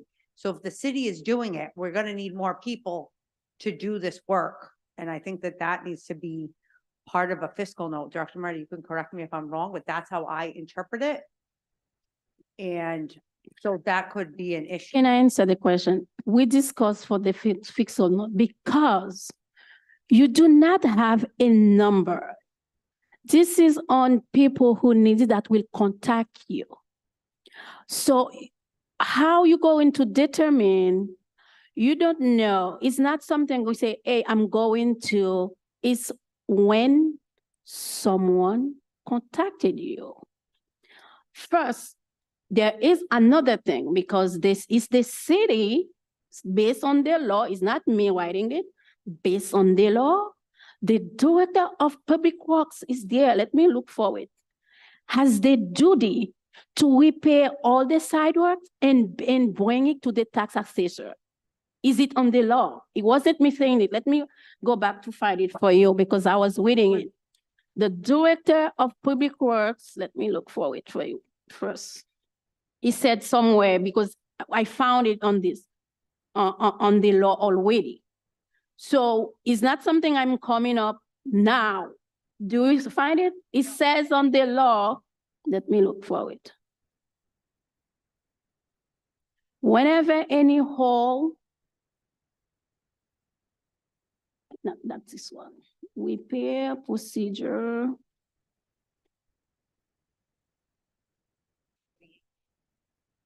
You see, you find it? Yep. Let me see. Okay, you find it, yes. I found it that way. So I struck the first part where he says, if any owner of abutting land shall refuse or neglect to obey any order we failed to in the preceding section within 24 hours after such order has been served upon him or her in writing. Or that's what he was saying, and I struck that out and I said, thereafter, within such other time as the director of public works shall deem to be reasonable, the director of public works shall proceed at the expense of the city to repair with materials suitable and satisfactory to him or her such sidewalk. That was in the law. Is that me? Because what is in blue, that's and I struck, you will see it. And then that was underlined, that's what I add. So I don't add that. This is already the law. So if we do not follow it, that's another thing, okay? And he said, the director of public works shall keep an exact account of the cost of labor, materials, and supervision of work done hereunder in making such repairs for each owner, and shall report to the city council immediately upon completion of the work. This is the duty of the public works. That's on the law 12, chapter 12, section 08070. So I didn't come up with that. Can I real quickly just say, Yeah. it looks like there's some questions that many of us actually, Yeah.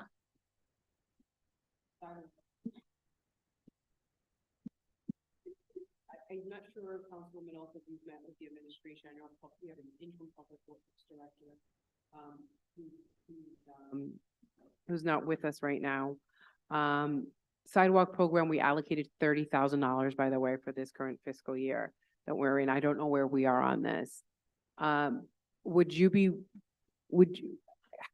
know if you talked to the administration yet about this, but if not, it might be worth sitting down with the administration in terms of the vision that you have on the sidewalk, on this ordinance in particular, and see what how we're able to improve what we have now, and also discuss it possibly here in ordinance, but also down the line, also have this conversation when the sidewalk, during budget as well, when that sidewalk, when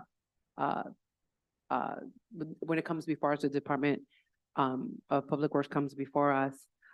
It looks like there's just a few questions, which is great because we're having that conversation now, but I'm wondering if you would like to have a conversation as well with the administration and come back. I'll defer to you. This is clearly your ordinance, and I think we all can agree that there is a need to repair a sidewalk, but I think it seems like we're also, legal counsel has noted that there should be possibly a fiscal note, if we can get a fiscal note on an ordinance such as this one. So my question, how are you going to find the fiscal note? How are you going to determine how many houses, how many sidewalk you demand you have? So that's why I said you don't need to waste your time to say, I need a field. So let's be, obviously, we have a cost, we have a money that is there. Okay, let's say we have $30,000. That's already in the budget that's for cost sharing. And how do we use it?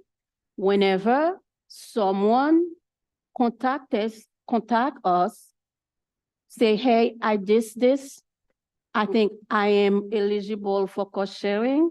Now you come, you appraise the sidewalk, you inspect it, you say, oh, it is good, it's follow the requirement. Now I'm gonna give you 50% of the cost you do it. That's So- how the program works. I That's how the program works. say that, I think there's some steps missing Mhm. in that, what you had just mentioned. And so I can defer to the administration, but I also don't, I'm trying to stay within this subject and I don't know how much we're getting out or not. Through the chair, if I just may just add this final thought. I realize this is if you want to call it a self-triggering type of program where the statement that, well, we don't know how many people are actually going to even participate. What if no one calls? I understand that. But the problem is the way the chart is written, the fiscal note, you don't have to, it doesn't require certainty. It simply says anything that may have an effect. So I think you have to acknowledge that offering a 50% discount, as it were, to repair sidewalks may certainly have an impact on city finances. So, the proposal or the statement or the logic that, well, not everyone may participate or the city isn't initiating this, it may never come to be, really isn't the point. I think we have to acknowledge that offering, again, a 50% discount to sidewalk repair may have a fiscal impact on the city. I don't think that can be argued. So this is going to require a fiscal note, no matter how you slice and dice it. Now, how that's going to be calculated is not my area of expertise, but legally, I don't think you can get around the requirement. Thank you. Councilwoman Renzulli. I think, Councilwoman Jermaine, I would volunteer to help you do this, help you make this move forward, if you want to work with the administration and solicitor, because I think that we need some legal help writing this ordinance. And I think that you coming and going through it, a lot of the things that have been brought up were already in the ordinance. So you brought a lot of things to light that are maybe not, we see ordinances all the time that perhaps passed and they worked for a period of time, but now we look at them again with the fresh set of eyes, and they could be modified. They were not necessarily bad, but it's not working right now because of things such as the CCAP thing. I do see what you were saying. That's already here. Yeah. When Vargas just brought it up, that maybe that's not the way that we should do it. So there's some changes that could be made to the ordinance, but we're gonna have to work with the solicitor to do that, and we're also gonna have to work with finance because potentially this could be a big cost to the city. I think especially because while we'll be making it easier for people to utilize it because they don't have to actually do the work to go out and get a contractor and pay and then submit for reimbursement. It's the opposite. And whenever you make anything easier, people are going to take advantage of that, and that will be good to help fix the sidewalks. But if we can't afford it, then we're not helping anybody. So I would volunteer to do that with you if you want to somehow to continue this and move forward and to try and pass something that everybody is agreeable to and also does not cost the taxpayers a lot of money, because I don't think anyone's going to like that either. So that's just my proposal to you if that's what you want to do. But I think that the sentiment of this, and this has been continued often, so I don't know what's happened between since you started this to now, if you've been able to get where you had to go. But if you want to help, if you want my help navigating that, I'd be happy to help you. Councilwoman Jermaine, how would you like to proceed on this? Okay, so well, I still believe it's a waste of time to have it, but if we all want it, so let's have the physical note. And now when we have the physical note, what we will say, it's gonna cost us too much money, we can't do with it? I don't know. Yeah. I don't know about I wonder if, I don't want to interrupt, but I wonder if there is money within, we just had someone come here about complete streets. We know that there's infrastructure dollars. So if someone could also work with the grant writer, I don't know if it's the finance director, but just to know what money is out there. So when we come and say, hey, we need to do this, only at first is it going to cost a ton of money because we would be fixing all the sidewalks and hopefully it's not going to be a year after year expense. So if there's grant funding or infrastructure funding out there, that could potentially help us, but we don't know Yeah. that as we sit here today.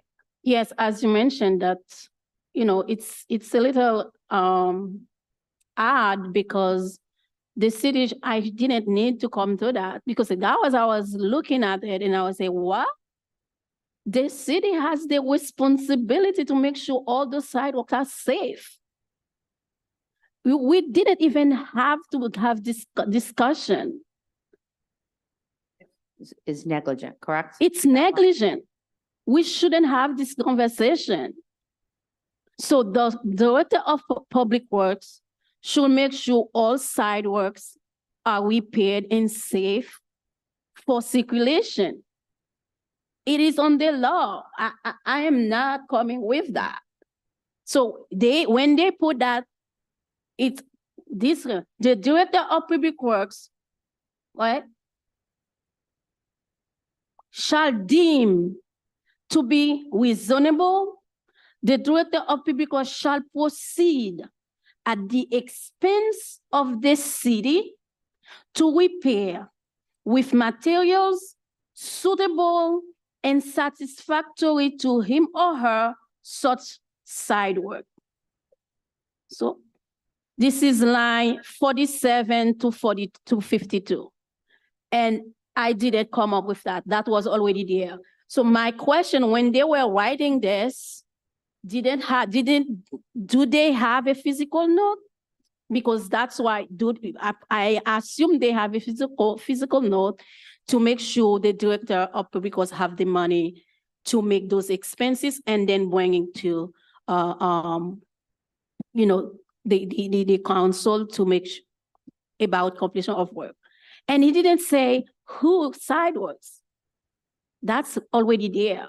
But anyway, so I would like to see, I don't know, what is the requirement? What we're going to do? Are we going to survey all the sidewalk to have a physical note? How that's going to determine?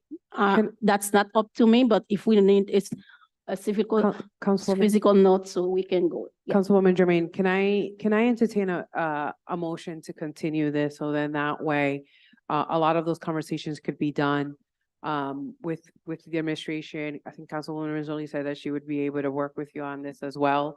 I also, and if we can have a motion to continue, I would continue this not until next month, because next month, I don't think we're, I want to be realistic. I don't know if there's going to be everything that you need done. Oh, within it's the next Christmas time. There's no 3 time right weeks. now.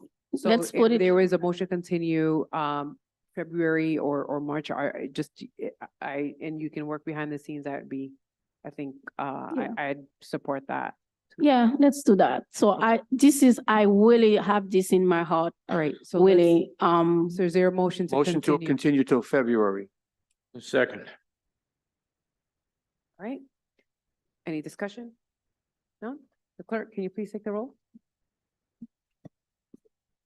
Council Vice President Vargas. Yes. Yes. Councilwoman Jermaine. yes. Councilman Wall. Yes. Councilman Ferry. Yes. Councilwoman Renzulli. Yes. Councilman Campiano. Yes. Council President Marino. Yes. Your next item is 8-23-04, ordinance amendment of Title 10, Chapter 12, Section 250 of the City of Cranston Code of Ordinance 2005, entitled Crosswalks Enumerated. This is sponsored by Councilwoman Jermaine. It's continued a few times, and we're here to discuss it. Is there a motion to approve? I would like also to continue this because at the meeting I have with Director Sedelis and Acting Director Meteris, and he proposed to work on something instead of the crosswalk. So we are looking at, he's on paternity leave, so Would I you need like to wait for him. discontinue to February as well? Yes, yeah, yes. Motion to continue. Sorry, actually, we don't need a motion to continue. Yeah, to the February ordinance, please. Next item is 9-23-01, ordinance and amendment of Title 17, Chapter 24 of the City of Cranston, 2005, entitled Performance Standards Generally, adding Section 17.24.50. Retail sales of cannabis. This is sponsored by Hopkins. Is the administration hear this? Still with us? This is the cannabis. Solicitor? Through the chair, if I may. So last week, I met with Solicitor Marcella as well as Solicitor Malay. The five of us had a meeting with Director Rodeo and Inspector Peichel regarding some of the issues surrounding this particular ordinance. What I did in the meantime was to basically go through this and compare it to the state enabling legislation. And the reason that's important is because in the state enabling legislation, it specifically says that the towns and cities are given local control to an extent. I want to emphasize that, to an extent, as to how these retail establishments can be regulated. So it's critical that any ordinance we enact be consistent with the state legislation. So in going through this, I identified there were two areas where there was an inconsistency in our ordinance vis-a-vis the state provision on the same issue. And I can give you an example. One would be the buffer zone as it pertains to educational institutions. The state legislation specifically says that the local town and city can establish a buffer zone that is lower than 500 feet, but not greater. So that is on lines 32 and 33. You'll see proximity to other land uses. That needs to be amended. That needs to go from 1,000 to 500. It can even be less. You can go lower, you cannot go higher. The other area that I was a little uncomfortable with is if you look at lines 43 and 44 on the second page of the ordinance, talks about the signage requirements. The way the ordinance is worded, it references a C3 zone and then states also that billboards are prohibited. And again, referring back to the state legislation, the enabling legislation, it talks about signage. And basically what it says is that the signage requirements for a retail marijuana establishment have to be the same. They have to be given as much leeway as we give to a retail liquor establishment. So what I would like to do is insert language basically saying that signage requirements for building and freestanding signs shall be consistent. And then you cross out the zoning district and put in consistent with standards applicable to retail establishments that sell alcoholic beverages. Now we don't have to worry about what zone the retail establishment is in, even though it's an M1 zone and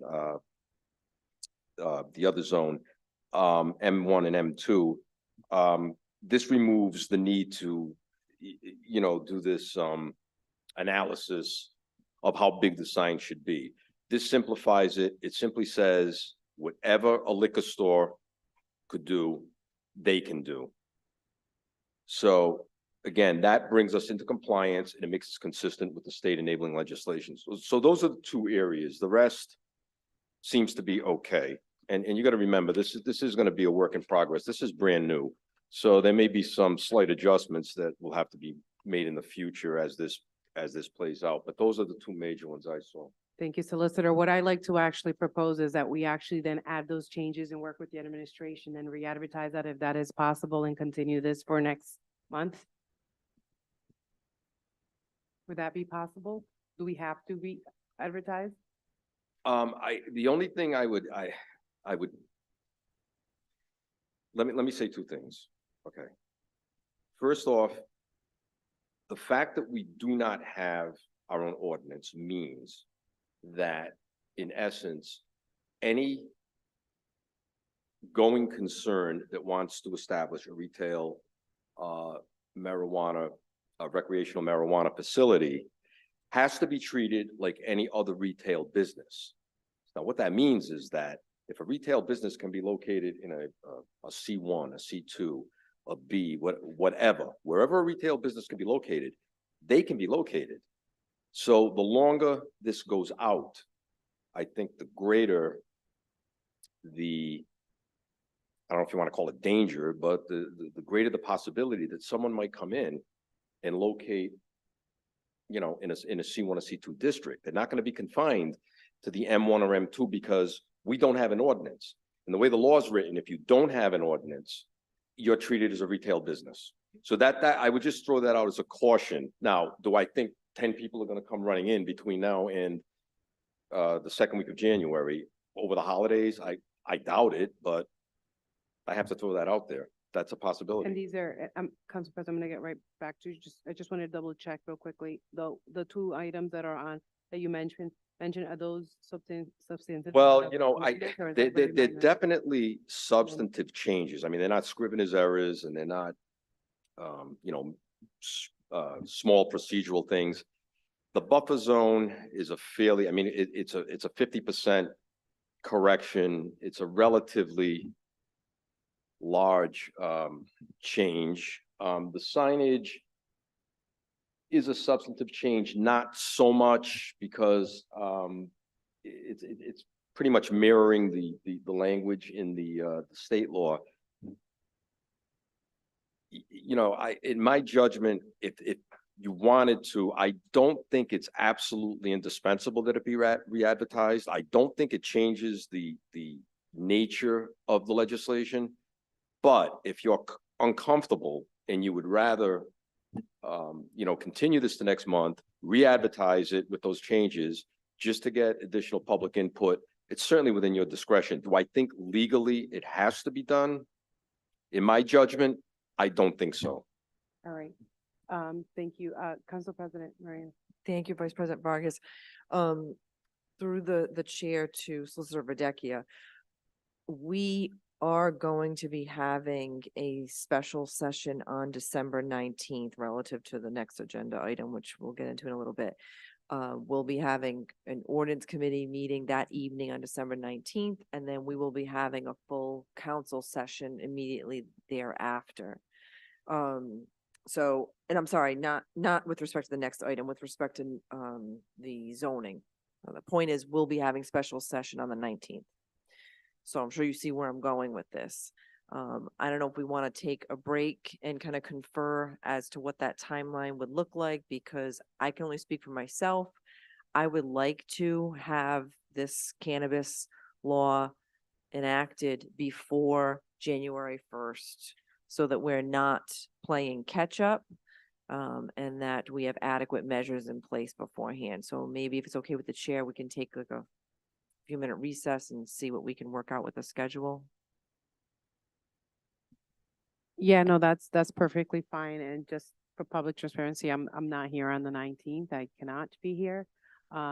So I would like to be part of this conversation. It's my only concern, but I can also have that conversation with our legal counsel and the administration as well, to not delay any process, particularly only because my concern is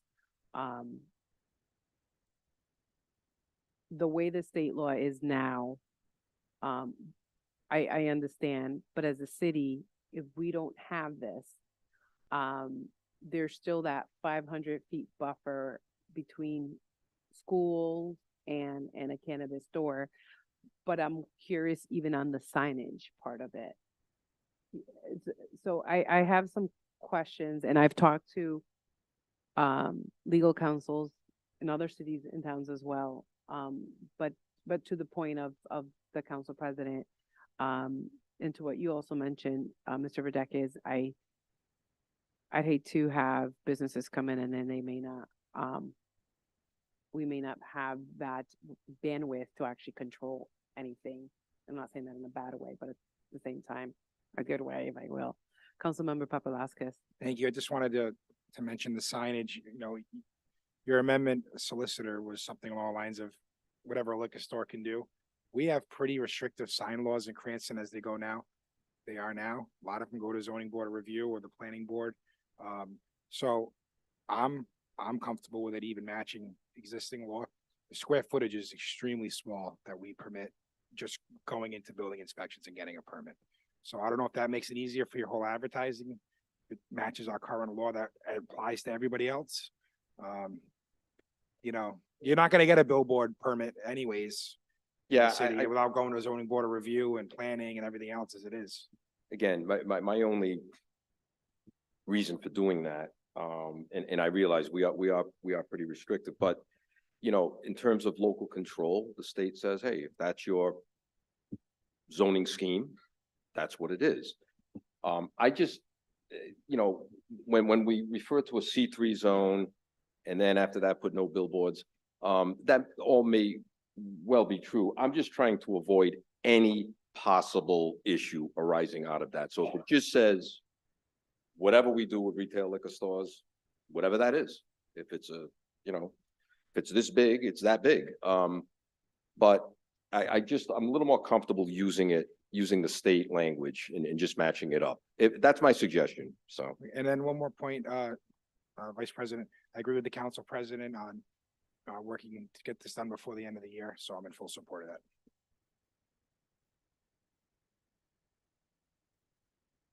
So would it be offline or now the appropriate time to ask solicitors to look into something else that may not be conforming to state law? I'm just, I don't know, we should talk about it now or offline? Related to this Related particular to this, ordinance? yes. You can ask, and if it's not something that he can answer, Okay. is unrelated. then I'm we'll just, defer it. I don't know if commercial daycare is on the state law, so could you just check that? And then commercial daycare, and then online, let's see, it says on, I guess it's line 45. Yeah, online 45, I just think that, I don't know if this building should be used for a medical marijuana dispensary is what it says. I think that medical needs to be striked.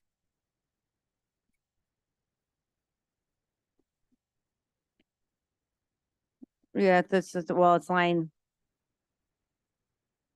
The printouts. that we yeah, the have is printout's different. kind of messed up, so it's on line 5 on page 3, where it says land uses listed above to the nearest portion of the building being used for a medical marijuana dispensary. Is that supposed to be, I know this was formed from the medical marijuana ordinance, so I don't know if that needs to be changed. And then I think that it's a little confusing under D restrictions, if you go down on same page, line 11, then says a marijuana retail facility shall be prohibited in the city. But Retail, because that allows a grow on the premises, whereas retail does not. They're so different. marijuana retail is considered a grow No. and retail? No, Well, then, it gets confusing. yeah, so that's what I'm with- saying. If we're gonna do this and we're gonna take some extra time, can we Yeah. lessen the it's- confusion? Like you may say, well, what's the difference between cannabis and marijuana? They're the same thing, and they are. They're interchangeable terms. But the difference is the way the state defines each of them. And the difference being that as I said, the retail shop, the retail facility cannot have any portion of a grow on the premises, whereas the medical marijuana facility that goes to recreational can, and these others can. But, so it gets, it does get confusing. But that's the way the state defines these things. It's very, very, detailed, very confusing, to be quite honest with you. But we did look into that. That was the difference. Okay, thank you. And is it in the, I don't have it in front of me, the comprehensive plan, there, I know that planning put forward something saying that this was in alignment with the comprehensive plan. But there is a whole part of the comprehensive plan that is about preserving industrial use in the city. So I just want to make sure that and I know that there was a problem because I have constituents in this area that call me all the time. Just for example, in Western Cranston, there's condos that was all industrial and they rezoned that for residential. And then now we are building a large industrial facility behind it and everyone is really mad about it. And it's by right because that area is industrial. We perhaps improperly changed the zoning for this residential and now they're mad they're building industrial behind it. So as we keep changing, you know, what's allowed where, is that we're running out of industrial space in the city. So is that going to cause a problem? Is this really not in compliance with the comprehensive plan? I don't know the answer. I'm just asking the question if we're that's- having the conversation. Yeah, what you're saying, I think, is more a policy issue than it is, you know, really a legal issue. Comprehensive plan, as you know, planning it goes through that, designs it, presents it, and then it's either approved or it's not approved. But I think that's really a policy question more than anything else. That's something. Not something that's going to come Not- back to bite us. No. Okay. No. All right. Thank you.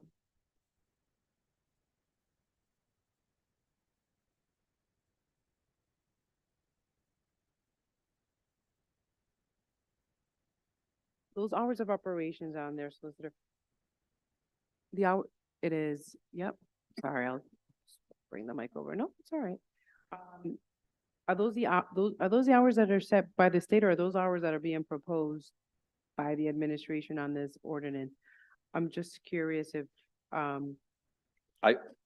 believe those are, I'm not 100% sure, but I believe those are our proposals. I don't believe that I think the state leaves it up to local control as to, you know, setting of hours and, you know, things like that.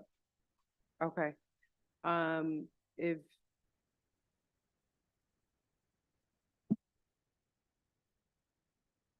So we're treating anyone who sells cannabis pretty much like any other businesses after this passes, and not like any other, but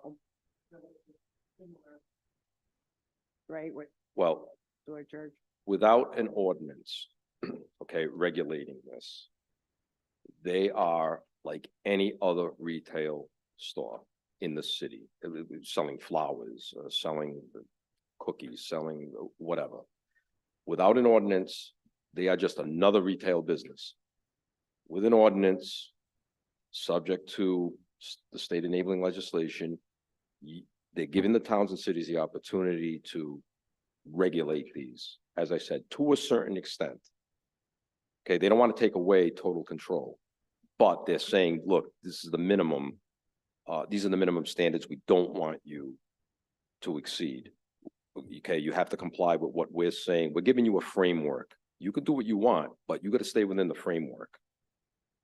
So, as I said, you know, unless and until we have this ordinance on the book, it's almost, I don't want to say a free-for-all, but it's pretty much open season.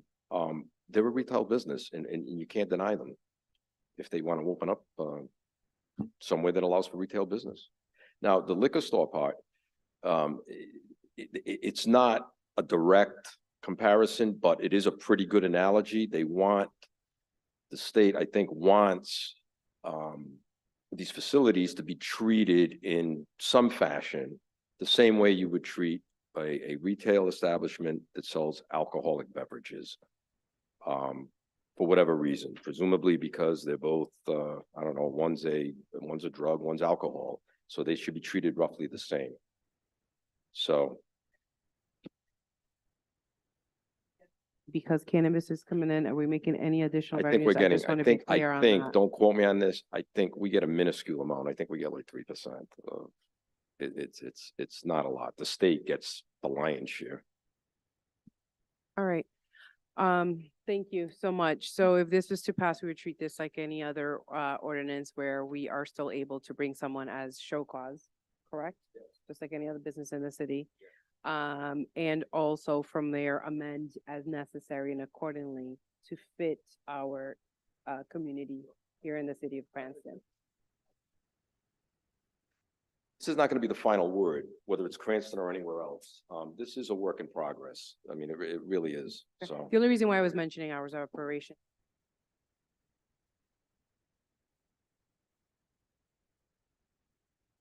Stores, I think on Sundays they have to close at 6 p.m.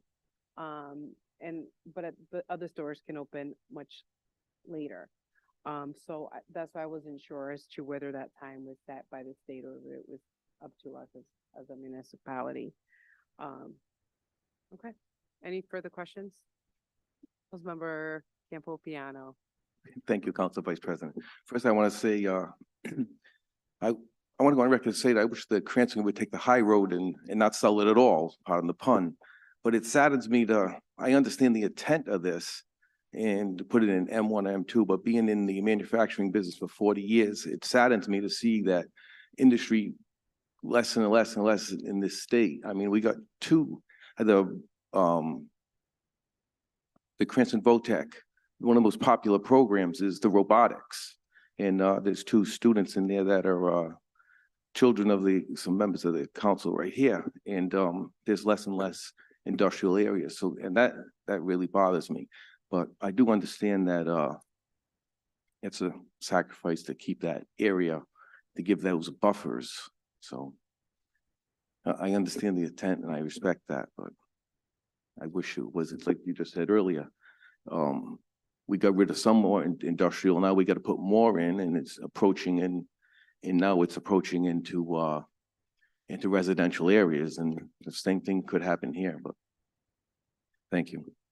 Thank you. I do have one last question. Are we able as a city to state how many cannabis retailers can actually be in the city in terms of the number of? I believe Licenses, that I the guess? state has set that at 4. I believe it is 4. Not any more than that, right? Definitely 4? Okay. All right. So there's some amendments.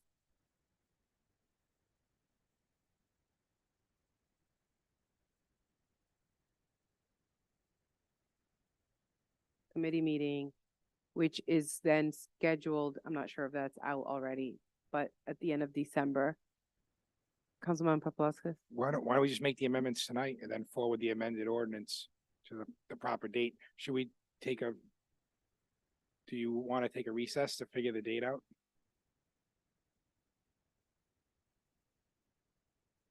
Yeah, that way it's also done and getting advertised. I almost said, like, I'm not on the committee, so I couldn't have made the motion, but when Solicitor Videcchia said it, I was gonna say, yeah, that's my motion, but I'm not on the committee. Sure, we'll do a quick 5-minute recess. Thank you.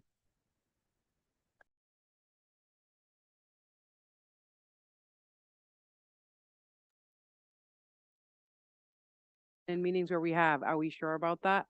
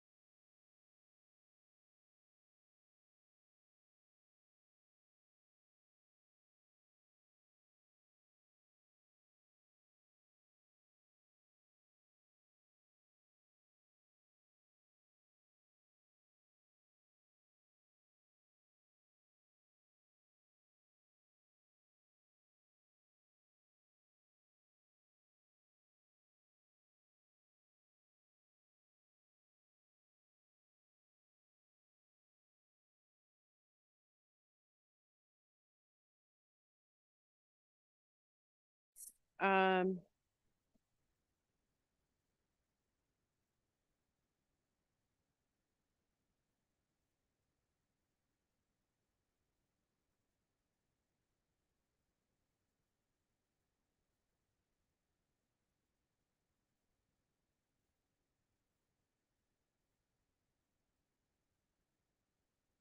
right, we're gonna continue with 9-2301. There are some amendments to be done tonight, and then if there's any additional could possibly be done at the next ordinance committee meeting, which will most likely be but again, by the end of this month for a special committee meeting.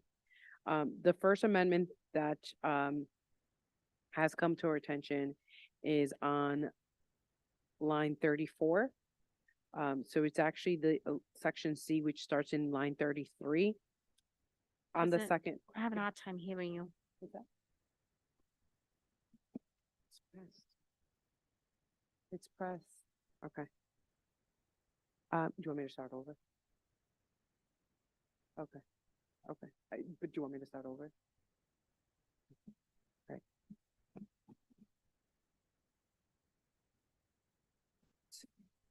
Okay, the first amendment is on line 35 and 36, right? So where it reads, 33 and 34, which is section C. Proximity to other land uses, no cannabis retailers and hybrid cannabis retailers shall be located within 500 feet from an educational institution. So the amendment is to amendment from 1,000 feet to 500 feet. Was there a motion? So moved. Second. Any discussion? I just want to confirm, just for people who are listening, we're doing this because state law says that's what it has to be. We can't make it any wider. We could only make it closer. So that's why that we're just complying with state law. Correct. Thank you. Thank you. Any other discussion? No? Okay. Clerk, can you please take the roll on that motion? Council Vice President Vargas. Yes. Councilman Wall, Yes. Councilman Ferry, Yes. Councilwoman Mazzulli, Yes. Councilman Campiano, Yes. Council President Marino. Yes. The second amendment is in section D, line 43 and 44, which is on the second to last page that we have on our printouts. And it currently reads, signage requirements for building and freestanding signs shall be consistent with the C3 zoning district, period. Billboards are prohibited. The amendment is to say, signage requirements for building and freestanding signs shall be consistent with those standards applicable to retail establishments that sell alcoholic beverages, period. Is there a motion to approve? So moved. Second. Is there any discussion? Seeing none, to the clerk, can you please take the roll? Council Vice President Vargas, Yes. Councilman Wall, Yes. Councilman Ferry, Yes. Councilwoman Mazzulli, Yes. Councilman Campiano, Yes. Council President Marino. Okay, now that it's passed with those two amendments, is there a motion now to approve the ordinance as a whole? As Motion. amended. Motion to approve as Second. amended. Second. Thank you. Any discussion? Councilwoman Renzulli. Just, Attorney Videcchia, I just have one more question that just popped into my mind as I was turning pages. We're changing the signs where it says, shall be consistent with the C3 zoning district to mimic what we do for, liquor stores, correct? Should we scan this to see where else we say we're doing things as far as the C3 zoning district and apply whatever we do for liquor stores for that too? I mean, are we trying to mimic because in No, observance, we're trying to mimic liquor stores, but we're putting it in a whole different zone than liquor stores. no, because the only reason for this amendment is because the state has specifically addressed this particular issue. Okay, Because, whether we may have a C3, Johnston may have a B1, whatever, it doesn't matter. The only reason I bring it up is, like I said, because they specifically addressed this issue. And do they specifically address parking requirements? No, that's, again, those are local control. They're not micromanaged. They're sort of micromanaging, but not to that extent. Okay, and we're sure that the hours are on us? Or Well, is I'm that going something to go again. I'm going to double check everything again. If we have to make again some minor adjustments, we'll do it on the 18th. At least we've got something in the works. And what kind of adjustments? I just want to make sure if we find something that we have to make a larger adjustment on the 18th that's not properly advertised for people to come forward and speak about, how are we going to address that at the Wait. time? I'm asking now so that I know what I'm getting into on the 18th. That's just a wait and see approach. I don't see anything major that would necessitate re-advertising again. Obviously, if they're going to be a dozen amendments, that's another situation. But I'm saying if there's, a couple of minor revisions, maybe, to hours of operation. I'm just using that as an example, or parking spaces. Those aren't particularly big ticket items. So I don't anticipate that at all. But if it ever did happen, then we would have to do what we have to do to comply with state law. Okay, thank you. And to know that we could still amend the ordinance if passed as well. Okay. I believe there was a motion already in the floor. Second discussion. Any further discussion before we vote? No? Okay. To the clerk, can you please take the roll? Council Vice President Vargas? Yes. Councilman Wall? Yes. Councilman Ferry? Yes. Councilman Renzulli? Yes. Councilman Campiano? Yes. Council President Marino? Yes. Thank you. Motion passes. Next item. Public hearing and public comments. Is there anyone here that would like to speak on subject matters that are docketed? Skip one.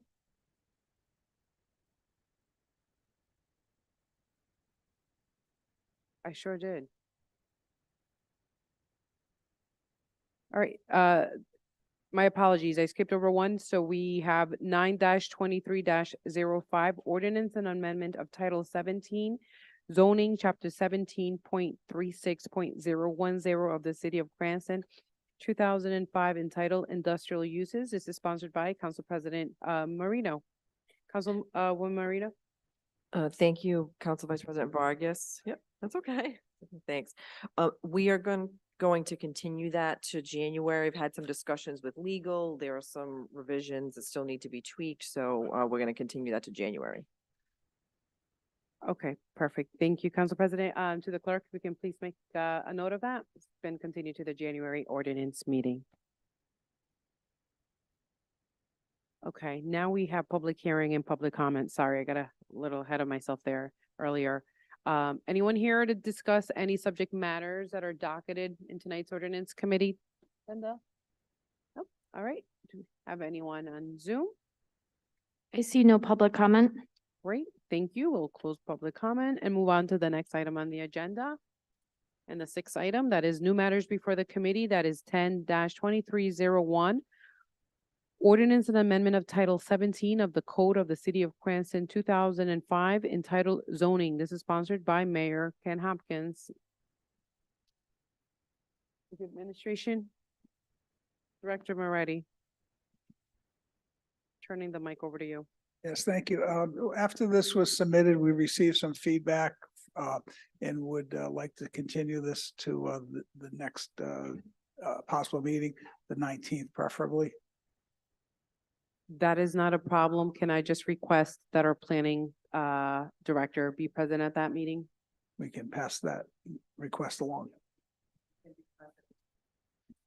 Direct the report, but if you can pass it along, that would be Sure. great. Thank you. All right, so this is to the clerk, continue to the next ordinance meeting. I believe there's a special one already in the books for the 19th. So for all those watching, this will be continued to the ordinance committee meeting on the 19th of December. That being said, leads us to the last item under the agenda, and that is motion to. Motion to adjourn. Second. Thank you. All in favor, say aye. Aye. Opposed? All right, ayes have it. Thank you. Have a great night, everyone.